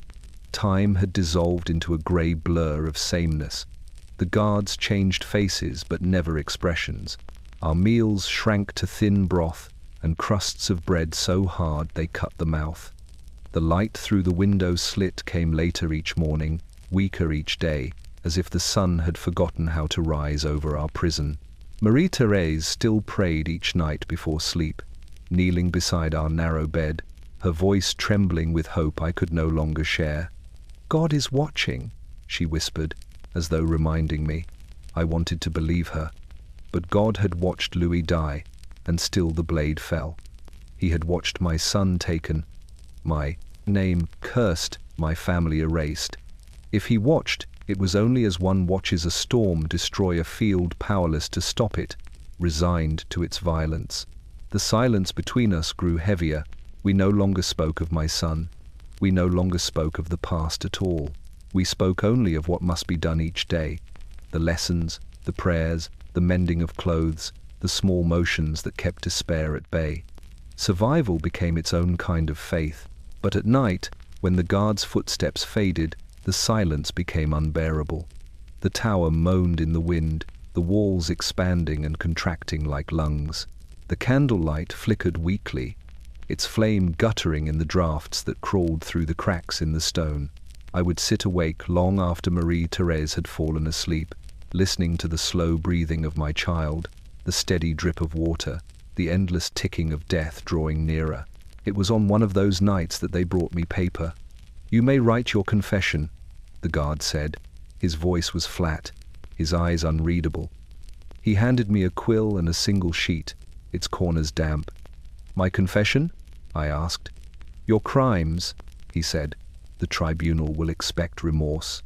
I stared at him, trying to find some trace of humanity in his face, but there was none. Only weariness, the kind of fatigue that turns obedience into virtue. When he left, I sat for a long time with the quill in my hand. The candle burned low, the wax pooling like blood on the table. I dipped the pen into the ink and wrote, "I have committed only one crime, to be born where I was and to love whom I did." That was all. I folded the paper and left it on the table. The candle burned out soon after, leaving us in darkness. The darkness in that tower was absolute. It had a texture, a weight. I could feel it pressing against my skin, creeping into my lungs. I tried to remember what moonlight looked like, what starlight felt like on my face, but the memory was fading, like all beautiful things do when deprived of air. Marie-Thérèse stirred in her sleep, murmuring something I could not hear. I reached out and touched her hair, smooth and cool under my fingers. Her breathing was slow, even. I envied her dreams. Somewhere below, a door slammed. The sound echoed up through the stairwell, sharp and final. Then came the muffled murmur of voices, the guards changing watch perhaps, or something else. The air shifted. I could smell smoke, faint but distinct. For a moment, I thought the tower might be burning. A strange peace settled over me at the thought. Fire would be a mercy, quick, bright, cleansing, but the smell faded, leaving only the stench of damp straw and unwashed stone. The tower still stood. We were not yet granted that mercy. The night stretched endlessly, each second stretching thin like wire pulled taut. My eyes ached from the dark, my body from stillness. And then, for no reason I could name, I began to hum. The lullaby from Vienna, the one my mother had sung to me, the one I had sung to my children before the world turned cold. The melody rose faintly in the dark, trembling, cracked. My voice was weak, but it was still mine. It was a rebellion, in its way. The Republic had taken everything, my crown, my freedom, my name, but not my voice. Not yet. When the song ended, the silence returned, deeper than before. I closed my eyes and whispered to the dark, "If heaven has forgotten us, let the stars remember." But there were no stars. Not that night. There was only the slow breathing of my daughter, the drip of the walls, and the sound of my heart still beating, though the world around it had already died. It began before dawn, when the air in the tower was colder than bone. The guards came without warning, their lanterns swinging wildly, their faces unreadable in the half-light. "Citizen Capet," one of them said, his voice clipped and low. "The Revolutionary Tribunal summons you." The words fell into the silence like stones into water, rippling through everything I still had left. My daughter stirred awake, her small hands reaching for mine. "Mama?" she whispered. I brushed her hair back and kissed her forehead, tasting salt and sorrow. "Go back to sleep," I said softly. "It's only the morning bell." But she knew. Children always know. They gave me a dress, plain, white, and threadbare. It smelled faintly of mildew and starch. As I changed behind the wooden screen, the fabric clung cold to my skin. White had once been the color of innocence. Now it was the color of death. When I emerged, one of the guards looked away, uncomfortable, perhaps remembering who I had been. The other smiled faintly, not with cruelty, but with pity. I hated the pity more. We descended the stairs in silence. The tower walls wept with moisture, and every step echoed like a drumbeat. At the bottom, they bound my hands with rope. Not tightly, not cruelly, just enough to remind me that I was no longer a person but a possession. Outside, the city was shrouded in fog. The dawn had not yet broken, and the streets were still slick from last night's rain. I could hear the distant tolling of bells, not for worship, but for judgment. The carriage was waiting. 2 soldiers rode in front, another behind. I sat in the center, between 2 guards who kept their eyes fixed forward. Through the small barred window, I saw Paris waking. Shopkeepers were lifting their shutters, beggars were stirring in doorways, and across the rooftops, the tricolor flags fluttered in the pale wind. The city looked indifferent, as though it did not know it was about to devour its own queen. When we reached the Palais de Justice, the air changed. It was sharp, electric, thick with voices. The square was already filling with people, men, women, children, their faces eager, their eyes bright with the cruel joy of anticipation. They pressed against the barriers, shouting, laughing, throwing insults like stones. "The Austrian, the widow Capet, the she-wolf of France." Inside, the courtroom was vast and cold. The high ceiling swallowed every sound, and the long wooden benches creaked under the weight of hundreds of spectators. The judges sat in their black robes, expressionless. The prosecutor, Antoine Fouquier-Tinville, stood waiting, his papers neatly stacked before him like weapons. I was led to the dock, a narrow wooden enclosure that seemed built to confine rather than contain. My hands trembled, but I stood straight. If this was to be the end, then I would meet it as I had once met the court at Versailles, head high, eyes forward.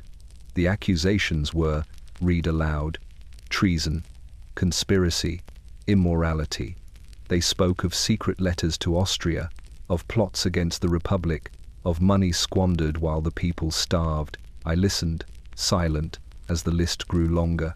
Every lie they had ever whispered in the streets had been gathered here, stitched together into a tapestry of hatred. Then came the one that pierced deeper than any blade, that I had corrupted my own son, forced him into unspeakable acts. The room shifted. I heard gasps, murmurs, the rustle of skirts. I felt the blood drain from my face. For a moment, I could not breathe. The judge looked at me. What does the accused say to this charge? I gripped the railing, my voice breaking as I answered. If I have not spoken until now, it is because nature itself refuses to answer such a charge made against a mother. I appeal to every woman here, to every mother.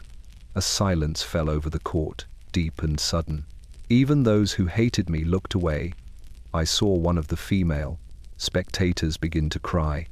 It was the only mercy I would receive that day. The trial lasted 2 days. 2 days of insults, interruptions, and rehearsed outrage. I was denied counsel, denied defense, denied dignity.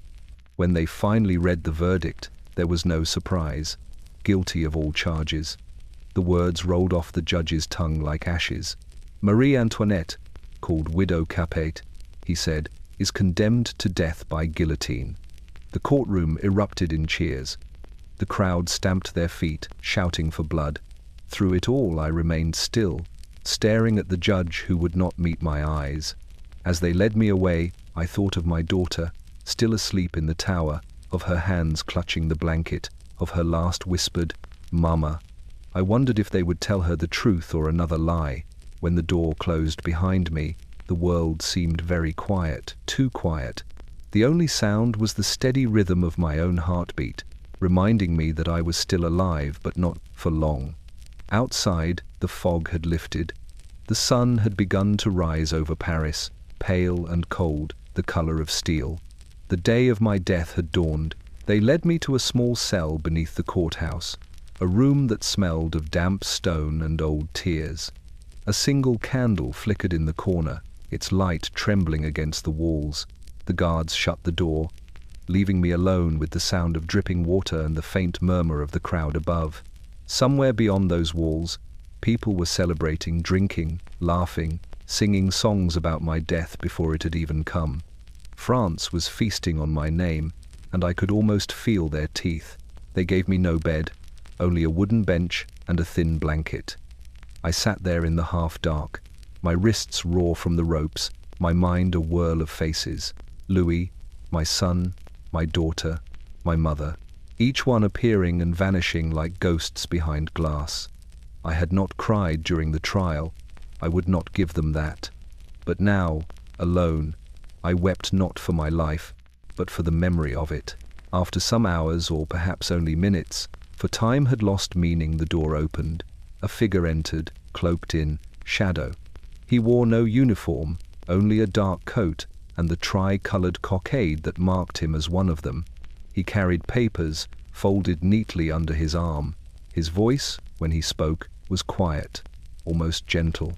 "Citizen Capet," he said, "there is still time to speak the truth." I said nothing.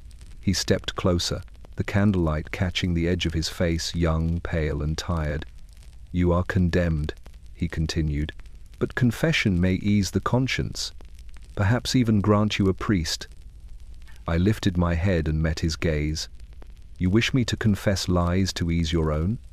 He hesitated, then lowered his voice. "There are rumors," he said, "about your son, about what you made him do." For a moment, the air itself seemed to stop moving. I could hear only my own heartbeat, loud and hollow. "You mean the accusation," I said, "the one that silenced even the mob for shame." He nodded slightly. "Then hear me," I said, my voice steadier than I expected. "If I am guilty of anything, it is of loving my children beyond reason. If you are a man, if you have ever known a mother's eyes, you know the truth of that." He looked away. "The Republic must have its record, and heaven will have mine," I said, "and they will not match." He lingered a moment longer, his lips parting as though to speak, then closed them again. When he left, he took the candle with him. The darkness that followed was complete. I sat in it for a long time, the cold seeping into my bones. My mind wandered to the days at Versailles, to the halls glittering with chandeliers, to the music, to the laughter that had once followed me like sunlight. I remembered the scent of roses, the rustle of silk, the sound of fountains in the gardens. All of it gone now, like a play ended and its stage dismantled. I thought, too, of the people beyond these walls. I had seen their faces from the carriage that brought me here, young men with hollow eyes, mothers clutching hungry children, old soldiers missing limbs and hope. I could not hate them. They were only doing what hunger and despair demanded. But I pitied them, for they did not know that they were killing what little mercy still lived in France. As the night wore on, I began to pray not the prayers of a queen, but of a woman stripped of everything. I prayed for my children, that their memories of me would not curdle into shame. I prayed for France, that someday she would remember compassion. I prayed for Louis, that wherever his soul had gone, it might reach mine for one last touch. Then I prayed for silence. True silence, not the kind filled with the roar of the crowd or the creak of the scaffold, but the kind that comes when all suffering has burned itself out. In the dark, I felt a strange calm settle over me. The world had taken everything it could. All that remained was my name, and they could not even agree on that. Queen, prisoner, widow, whore, ghost. Let them choose whichever they liked. Tomorrow, I would answer to none. When dawn began to bleed faintly through the cracks in the wall, I lifted my head and whispered into the emptiness, "Louis, they accuse me of monsters, but I am only human." The words hung in the air for a moment before the guards came. The key turned in the lock, and the door opened to blinding light. They said the tribunal awaited my signature, but I knew better. What they awaited was my silence. The final verdict was read aloud on the morning of the 16th of October, 1793. The air in the courtroom was heavy, stifling a mixture of damp wool, candle smoke, and the breath of hundreds of bodies pressed too close. I stood as the judge began to speak, his powdered wig askew, his voice trembling not from pity, but from the weight of spectacle. This was no trial, it was theatre, and I was its final act.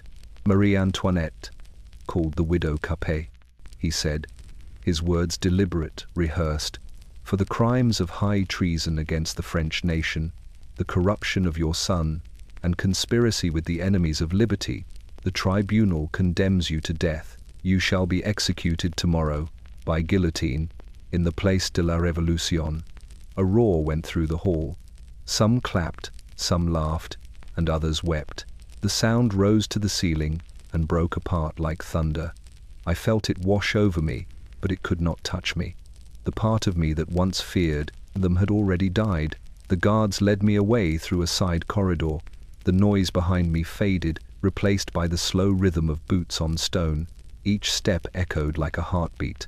When we reached the antechamber, they removed my shawl and jewels, though there was little left to take. A single silver cross remained at my throat. The guard hesitated before unclasping it. I met his eyes and said, "Keep it." His hands trembled as he took it. They locked me in a small cell beneath the courthouse, a room so narrow I could touch both walls if I stretched my arms. A straw mattress lay in one corner, a pitcher of water beside it. The air was cold and sour. The door shut behind me with the dull certainty of a tomb. For a long while, I simply sat in silence. My body was still, but my mind moved backward through time, through halls of marble, through gardens heavy with lilac, through candlelight reflected in mirrors. I saw my children's faces, my husband's quiet eyes, my mother's hand resting on my shoulder. Every memory was both comfort and cruelty. When the priest arrived, he bowed low. "Do you wish to confess, madame?" he asked. "I have nothing to confess," I said, "but I will pray." He nodded and left me alone with a crucifix carved from wood. I held it tightly, though my hands were shaking. The hours passed, measured only by the fading of the candle. At one point, I heard music outside faint, mocking the sound of revelers in the streets above, celebrating what they believed was justice. Near midnight, the door opened again. A woman entered, the jailer's wife. She carried a small cup of broth and a crust of bread. "Eat," she said softly. "It will help." I smiled faintly. "I have no appetite." She lingered, her face pale in the dim light. "You are brave," she whispered. "Too brave." I wanted to tell her that courage was not what she thought. That courage was nothing more than the absence of options. But I said, only, "Thank you." When she left, I lay down upon the straw, staring into the dark. The faint sounds of Paris filtered through the walls, the distant wheels of carts, a dog barking, the whisper of wind through cracks in the stone. It was strange, almost beautiful. I did not sleep. Sleep belonged to those with a future. I waited instead, listening for the first sounds of morning. At dawn, I heard footsteps. The door creaked open. A guard entered, holding a piece of parchment. "The sentence will be carried out at noon," he said. He waited, perhaps expecting me to plead or to faint. I did neither. "Tell them I am ready," I said. He nodded once and left. For a moment, I stood alone, feeling the cold floor beneath my feet, the weight of the stillness pressing around me. I crossed myself and whispered, "If this is to be the end, let it be swift, and let my death mean something, if not to France, then to heaven." The candle had burned down to nothing, a puddle of wax on the table. Its flame had died while I prayed, though I hadn't noticed when. The last smoke curled upward, thin and white, like a soul leaving a body. And as the first light of morning slid through the cracks in the wall, I realized something with terrible clarity. They could take my crown, my children, my name, but not my composure. That would be mine until the blade fell. I straightened my back, smoothed my dress, and waited for the sound of the key in the door. It came only a few minutes later. "The cart is ready," the guard said. I nodded once. "Then let us go." They came for me as the cathedral bells of Paris struck 9. The sound rolled through the city like a summons, deep, slow, and final. When the door to my cell opened, the light from the corridor was almost blinding after so many hours in darkness. A woman entered first, carrying folded fabric over her arms. She did not speak, but I knew what it was before she laid it down upon the table. A white gown. I had asked for it the night before, not in vanity, but in defiance. White had been the color of my girlhood in Vienna, the color of weddings, of coronations, of beginnings. Now it would be the color of my end. They thought I should wear mourning black, but I refused. I had mourned enough. Let them see me not as the widow they made, but as the woman they could not break. The dress was simple cotton, unadorned, the work of hurried hands. I dressed in silence, my fingers clumsy against the buttons. The fabric was cool against my skin. It smelled faintly of soap, though the scent could not mask the iron tang of the prison. When I finished, I tied my hair with a plain ribbon, smoothing it back so that it would not interfere with the blade. The door creaked again. It was Sanson, the executioner, tall and solemn in his dark coat. He carried himself with the dignity of a man performing a duty, not a cruelty. "Madame," he said quietly, bowing his head, "the cart awaits." I nodded. "I am ready." They bound my hands behind me, not tightly enough to remind me I was theirs. As the ropes tightened, I remembered another day, long ago, when ribbons and jewels had circled my wrists instead. How strange that everything in life comes back to the same gestures, binding and release. The walk through the corridors felt endless. The guards followed in silence, their boots echoing off the stone. At the door, a gust of morning air struck me full in the face, sharp, cold, alive. For a moment, I closed my eyes and breathed it in, tasting freedom one last time. The cart was waiting in the courtyard, rough wood, spattered with mud from earlier rains. A priest stood beside it, a small black figure against the grey sky. "May I walk beside you?" he asked. I shook my head. "No," I said softly. "You must save your prayers for those who need them. I am past fear." As I climbed into the cart, the city began to awaken around me. The streets were already lined with people, some silent, some jeering, some throwing flowers that wilted before they touched the ground. The air was thick with the smell of smoke, bread, and anticipation. I did not look away from them. I kept my head high, the wind catching my hair as the cart began to move. The cobblestones rattled beneath the wheels, the sound harsh and rhythmic. Children perched on doorsteps to see better. Women leaned out from windows, their faces pale. We passed the ruins of the Bastille, the symbol of the Revolution's birth. How strange that I should ride past its ghost toward my own death. The cries of the crowd rose and fell like waves. "Down with the Austrian! Long live the Republic! Death to tyrants!" I looked not at them, but at the sky. The clouds were thinning, and for the first time in many days, I saw a patch of pale blue. It seemed absurdly beautiful, as though the heavens themselves were trying to remind me that the world could still be gentle. The priest began to murmur prayers beside me, his voice trembling. I listened to the words, "May the Lord receive this soul and grant it peace." I repeated them silently. Peace. It sounded like a word from another language, one I had once spoken and forgotten. As we crossed the bridge to the Place de la Révolution, the wind picked up, carrying the scent of the river, damp, metallic, endless. I thought of Louis standing here months before, of the cheers that followed his final breath. I wondered if he had seen this same sky, this same water, and thought of me. The square came into view at last, vast and waiting, the guillotine rising in its center like a monument to mankind's hunger for purity. The blade caught the light, gleaming silver against the grey day. The crowd roared. The cart jolted to a stop. I felt the rope against my wrists, the pounding of my heart. And then, for the first time in months, I smiled not for them but for myself. Because the noise, the hatred, the fear, all of it would end here, and I would finally be free. When they helped me down, my foot caught on the cart's edge, and I stumbled, brushing the executioner's shoulder. "Pardon me," I said, meeting his eyes. "I did not mean to do that." He bowed his head. "It does not matter, madame." But it did, because even now, at the end, I was still who I had always been, a woman who would apologize for stepping on another's foot, even on the way to her death. The wind shifted, cool and clean. The bells tolled noon. And somewhere beyond the noise of the crowd, I thought I heard the faint laughter of my children, like a memory too bright to fade. The cart jolted forward with a lurch that nearly threw me from my seat.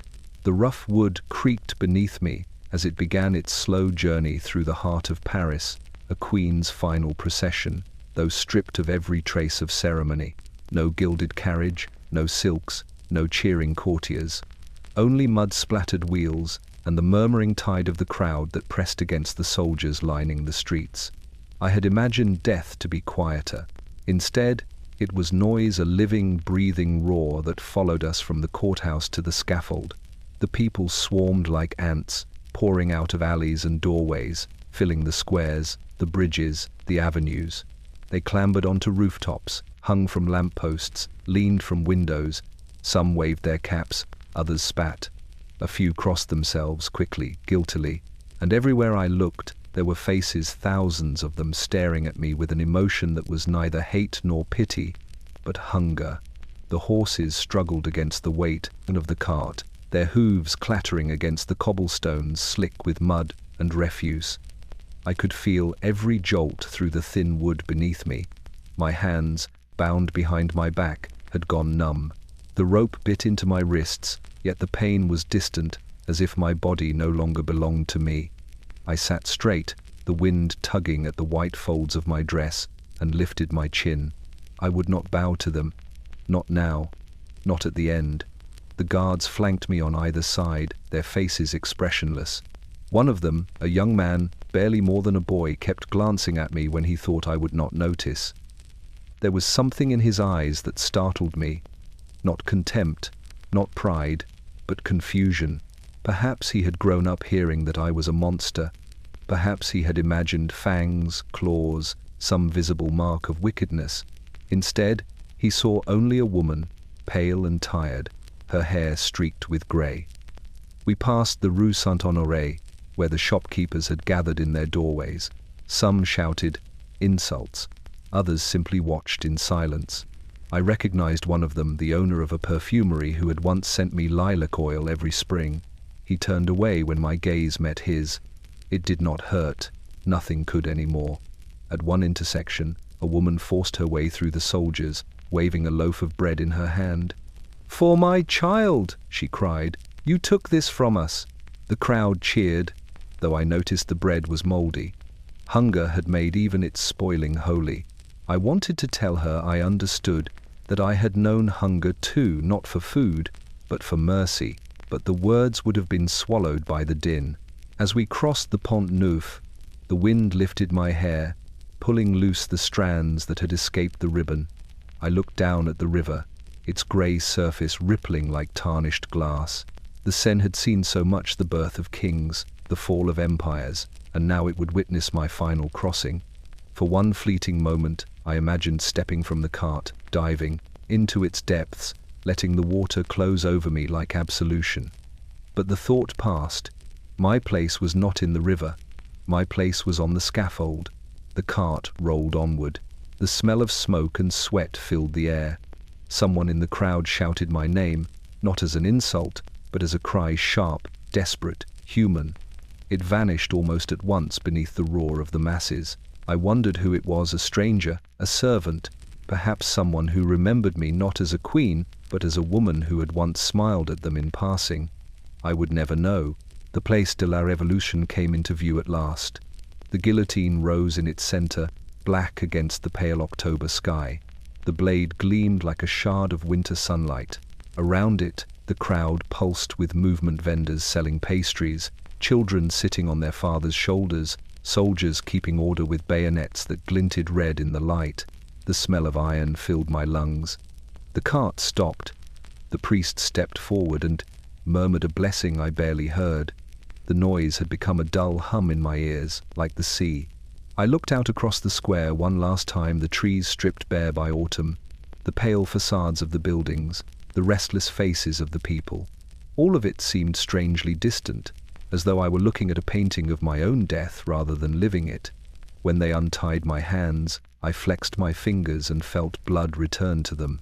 They trembled slightly, not from fear, but from the cold. I stood, straightened my dress, and turned to the executioner. "It is time, isn't it?" He nodded once. I stepped down from the cart, the crowd erupting into shouts. The sound rolled through the square, filling every corner of the air. I did not look back. I did not look down. I fixed my eyes on the scaffold and walked toward it slowly, steadily, the white of my dress a pale flame against the smoke of the crowd. The queen was dead already, but the woman still walked, one final time, through the heart of the city that had once crowned her. The steps were steep, narrower than I had imagined. The wood was dark with age, soaked through with the weight of countless feet that had climbed before me, nobles, soldiers, priests, common thieves, all reduced, in the end, to the same silence. The boards creaked under my shoes, and with every rise of my foot I could feel the roughness of the grain against the thin leather soles. The executioner walked just ahead of me, the hem of his black coat brushing my skirt. 2 guards followed close behind. Their muskets gleamed in the light, though the sky itself was dull and grey. The noise of the crowd was a living thing, a sea of voices, rolling and breaking. I could not see where it ended. There were women waving flags, men shouting, children laughing as though this were a festival. They called my name, some in hatred, some in jest. A few, I thought, almost in wonder. The Austrian, the widow, look at her. They wanted me to tremble, but I would not.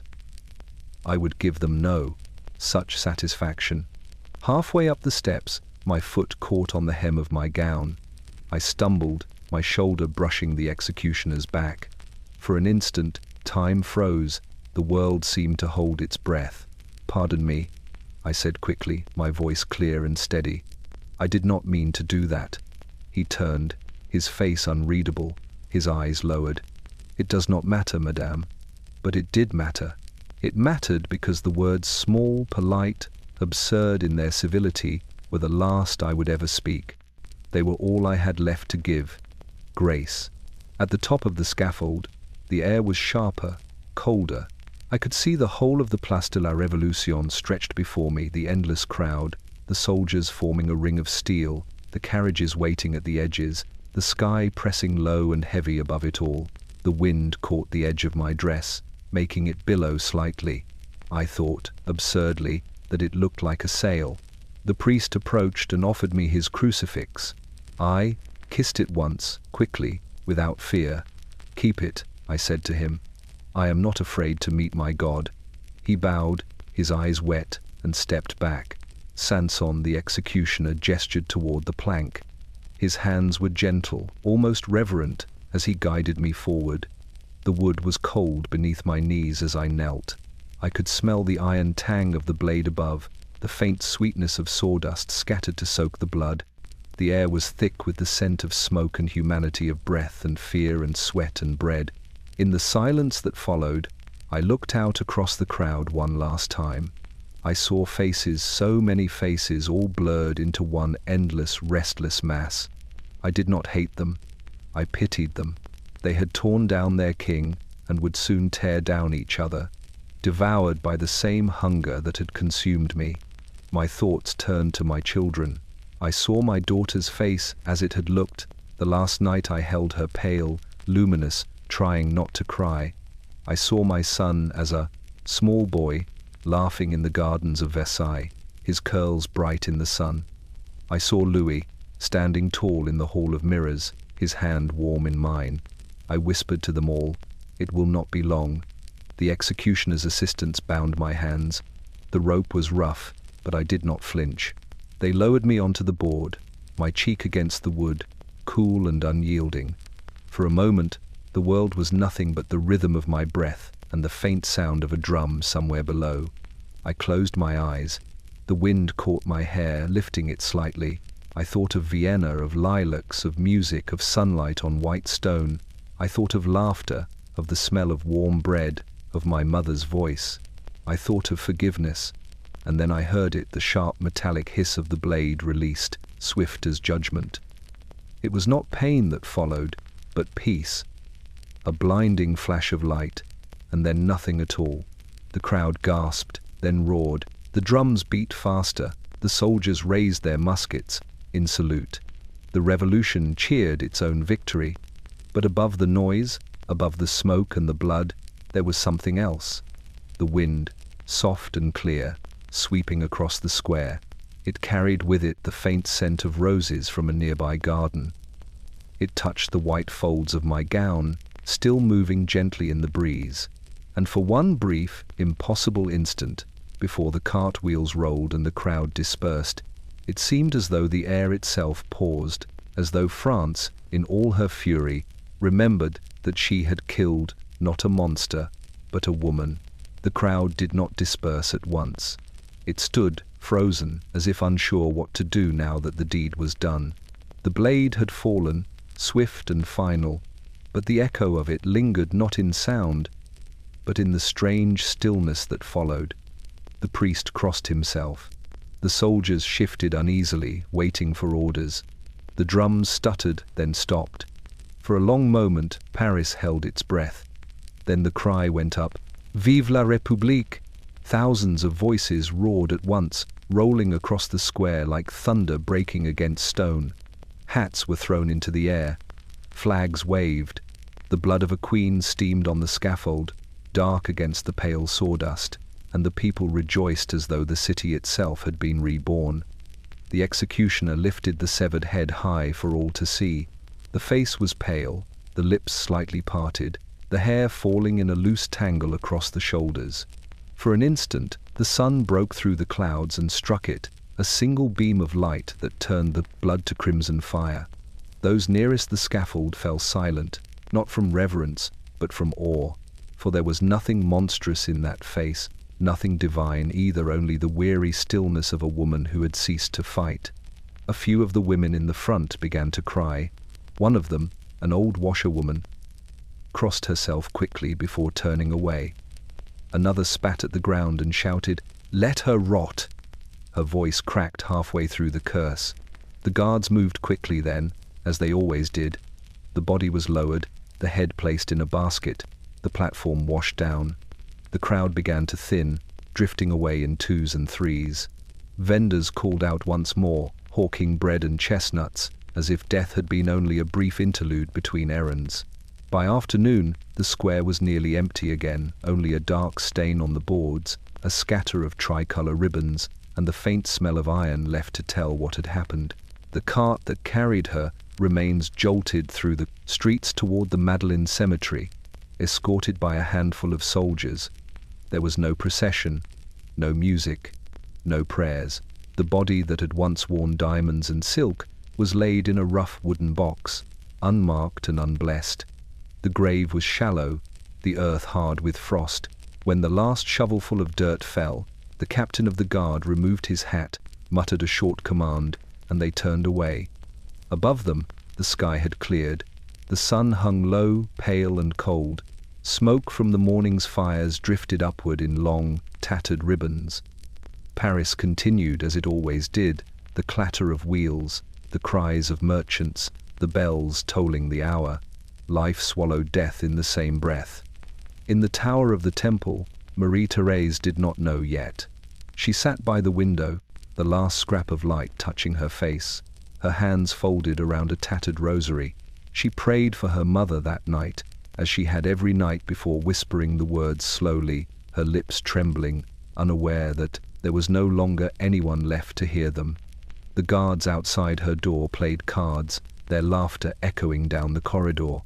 One of them had been in the square that morning. He said nothing of what he had seen. Perhaps he could not. The next day, pamphlets spread through the streets. "Justice has been done. The widow Capet is no more." They were sold for a few sous each, printed on cheap paper that smelled of ink and smoke. Her last words, the apology, the grace, were not mentioned. The revolution had no use for kindness, but stories have a way of surviving their keepers. The laundresses told them first of how she had stood straight, how she had smiled at the end, how even the executioner had looked away.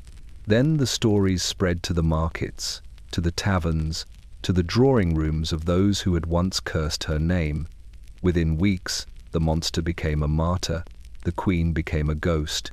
At night, in the narrow streets of Paris, they said her spirit walked, white-dressed, silent, her eyes searching. Some swore they saw her by the river, where the wind stirred the reeds. Others heard her voice in the bells of Notre Dame when they tolled too slowly. And far away, in Vienna, An old woman lit a candle for the daughter she had sent to France so many years before. The flame trembled in the draught, then steadied. No monument was raised, no choir sang, no requiem was offered. But the silence that followed her death was its own kind of prayer, not from devotion, but from the uneasy realization that something precious, something unrepeatable, had been lost. The Republic would claim it had slain tyranny. Yet what it truly killed that day was its own mercy, and so the silence lingered over the square, over the city, over France itself, a silence too deep to name, too vast to fill, as though the heavens themselves had turned their face away in shame. The earth above her grave settled quickly. By the following morning, only a small mound of fresh soil remained at the edge of the Madeleine cemetery, unmarked and unguarded. A few withered flowers, tossed there by an unseen hand during the night, were already beginning to wilt. The guards posted nearby said nothing of them. They had other work now. There were more executions to prepare. The blade had hardly cooled before the tribunal demanded more blood. But Paris remembered, not with reverence, nor with guilt, not yet. It remembered in whispers. The women who had stood in the square that morning spoke of her posture, of the calm that had unsettled even the loudest voices. They had come to see a tyrant die and left uneasy, haunted by a face that looked too human. In the markets, the butchers and seamstresses argued over what they had seen. Some said she had smiled at the priest, others swore she had cursed under her breath. No one could agree. That was how legends begin, not in fact, but in the space between memory and silence. The body of Marie Antoinette was buried without ceremony, without stone, without name. The grave was shallow, the soil thin. The rain fell that evening, soft but steady, washing away the last traces of the crowd's footprints. By nightfall, the Place de la Révolution was clean again. The Republic had its martyr, though it would never admit it. In the temple, the news reached her daughter days later. They did not tell her outright. She overheard it from a careless guard. "The Austrian is gone," he said, laughing as he dealt a card. The blade took her clean. She said nothing, but that night, her pillow was wet with tears. She prayed until her lips went numb. Not for her mother's soul, she believed. Heaven already had that, but for her own, that it might remember how to forgive. Outside the city, in the villages and the far provinces, the story changed with every retelling. In one version, she had confessed her sins. In another, she had smiled as the blade fell. In another still, she had shouted for her children until the very end. The truth mattered little. The idea of her had become larger than the woman herself, the ghost of an age that had burned too brightly and ended too cruelly. By winter, her name was forbidden in the streets. To speak it aloud was to risk suspicion. But names do not die when they are silenced. They echo. They find the cracks in walls and the hollows of hearts. And in the quiet corners of Paris, in the convents, in the bakeries, in the dim attics of widows who had once served at court candles burned after midnight, they said nothing, these women, but they remembered. At the cemetery, the caretaker claimed that strange things began to happen. Birds would not land near the grave. Dogs howled when passing by. Once, a soldier swore he saw a figure in white, standing among the stones, her hair loose, her hands folded as if in prayer. He quit his post the next morning, saying only that the dead should not look so calm. In Vienna, far from the noise of Paris, the emperor's court received the news in silence. The empress's youngest daughter had died, and yet no messenger dared carry the words aloud. When the letter arrived, sealed and unsigned, the palace bells rang once for her soul. In a quiet chapel, a nun placed a single rose on the altar and whispered, "May she finally rest." But she did not rest, not in the hearts of those who had seen her fall, nor in the minds of those who had cursed her name. She lingered not as a ghost of vengeance, but as a question that France could not answer. What had truly been gained? For years afterward, whenever the autumn wind swept across the square, It carried with it the faint scent of roses and iron. The soldiers laughed it off, saying it was only the gardens nearby. But those who had stood at the scaffold knew better. They said it was her passing the Queen's shadow, still moving through the scribe, the city that had condemned her, still brushing against its stones, still whispering, "I forgive you." The Republic would go on to devour its own children. The reign of terror would end, as all terrors do, in exhaustion and regret.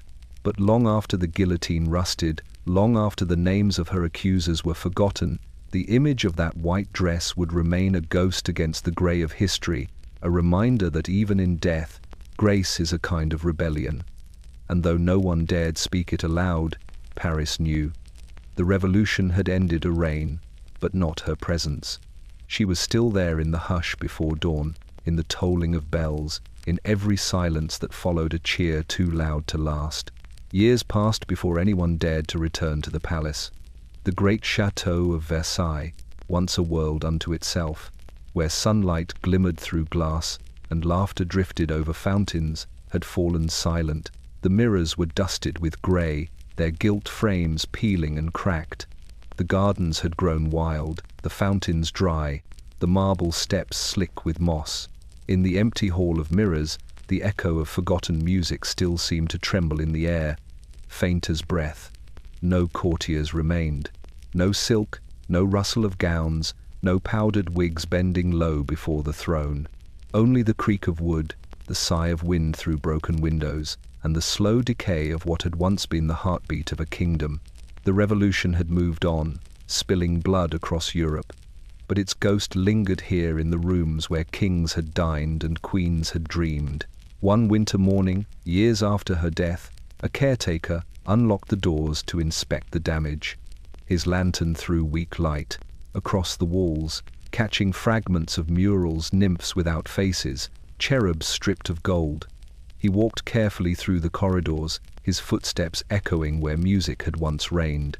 In the Queen's apartments, he paused. The room smelled faintly of dust and lavender, though no one had touched the linen in years. Her bed still stood against the wall, its canopy faded to grey. On the vanity, a single comb remained, the ivory cracked, a strand of hair still caught between its teeth, white now with age, but unmistakably human. He lifted it, hesitated, then placed it back. The silence was heavy, reverent. He had not known her, but he felt her absence like a weight.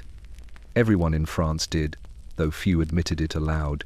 The revolution had promised equality, liberty, reason, but it had given them graves, fear, and a silence too wide to fill.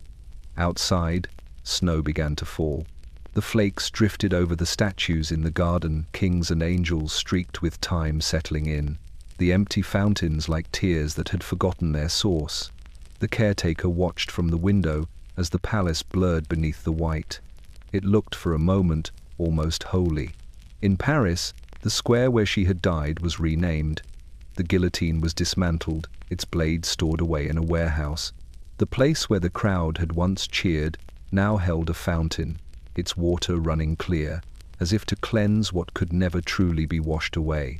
People walked there again, laughing, courting, living, never realizing they were treading on ground that had once drunk the blood of their queen. In Vienna, the emperor's archivist filed her letters away in a wooden chest. They were faded now, the ink smeared in places, but her handwriting remained graceful, precise, the careful loops of a woman who had once believed that order could contain chaos. Among them was one unsent letter, written in the final days at the temple. "If my name is to be erased, let it not be with bitterness. Tell the world I forgave it." The archivist read it once, twice, then closed the chest. He sealed it with wax and marked the lid with a single word, Requiem. At Versailles, the snow continued to fall. The caretaker left the lantern burning on the Queen's table and closed the door behind him. The small flame flickered against the mirrors, multiplying itself into 100 trembling lights. For a brief moment, it was as if the palace breathed again, as if music might rise once more from the ballroom, and a soft laugh might drift down the hall. But the flame guttered, dimmed, and died. The mirrors swallowed the light. and the silence returned, a silence not of sorrow now, but of memory. And yet, in that silence, something endured. They said that sometimes, on clear nights when the moon hung low over the fountains, the windows of the Queen's chamber would glimmer faintly, as though lit from within. The villagers nearby whispered that it was her ghost, walking the halls in her white dress, searching not for vengeance, but for the echoes of her children's laughter, for the music of the court she had once known, for the life that had vanished with her name. Versailles remained standing, a monument not to power, but to the fragility of all things gilded. The marble cracked, the gold flaked, the gardens grew wild again. But beneath the ruin, something softer persisted, the sense that beauty once born could never be entirely destroyed. And so the legend of Marie Antoinette lived on, not in marble, not in song, but in silence. The silence that falls after applause, after tragedy, after history itself has spoken. A silence that belongs not to queens or revolutions, but to time eternal, patient and kind. And when the last candle flickered out in the Palace of Mirrors, the air itself seemed to sigh, as if whispering her final epitaph. Here lies the Queen who died in a gilded cage and in dying set beauty free.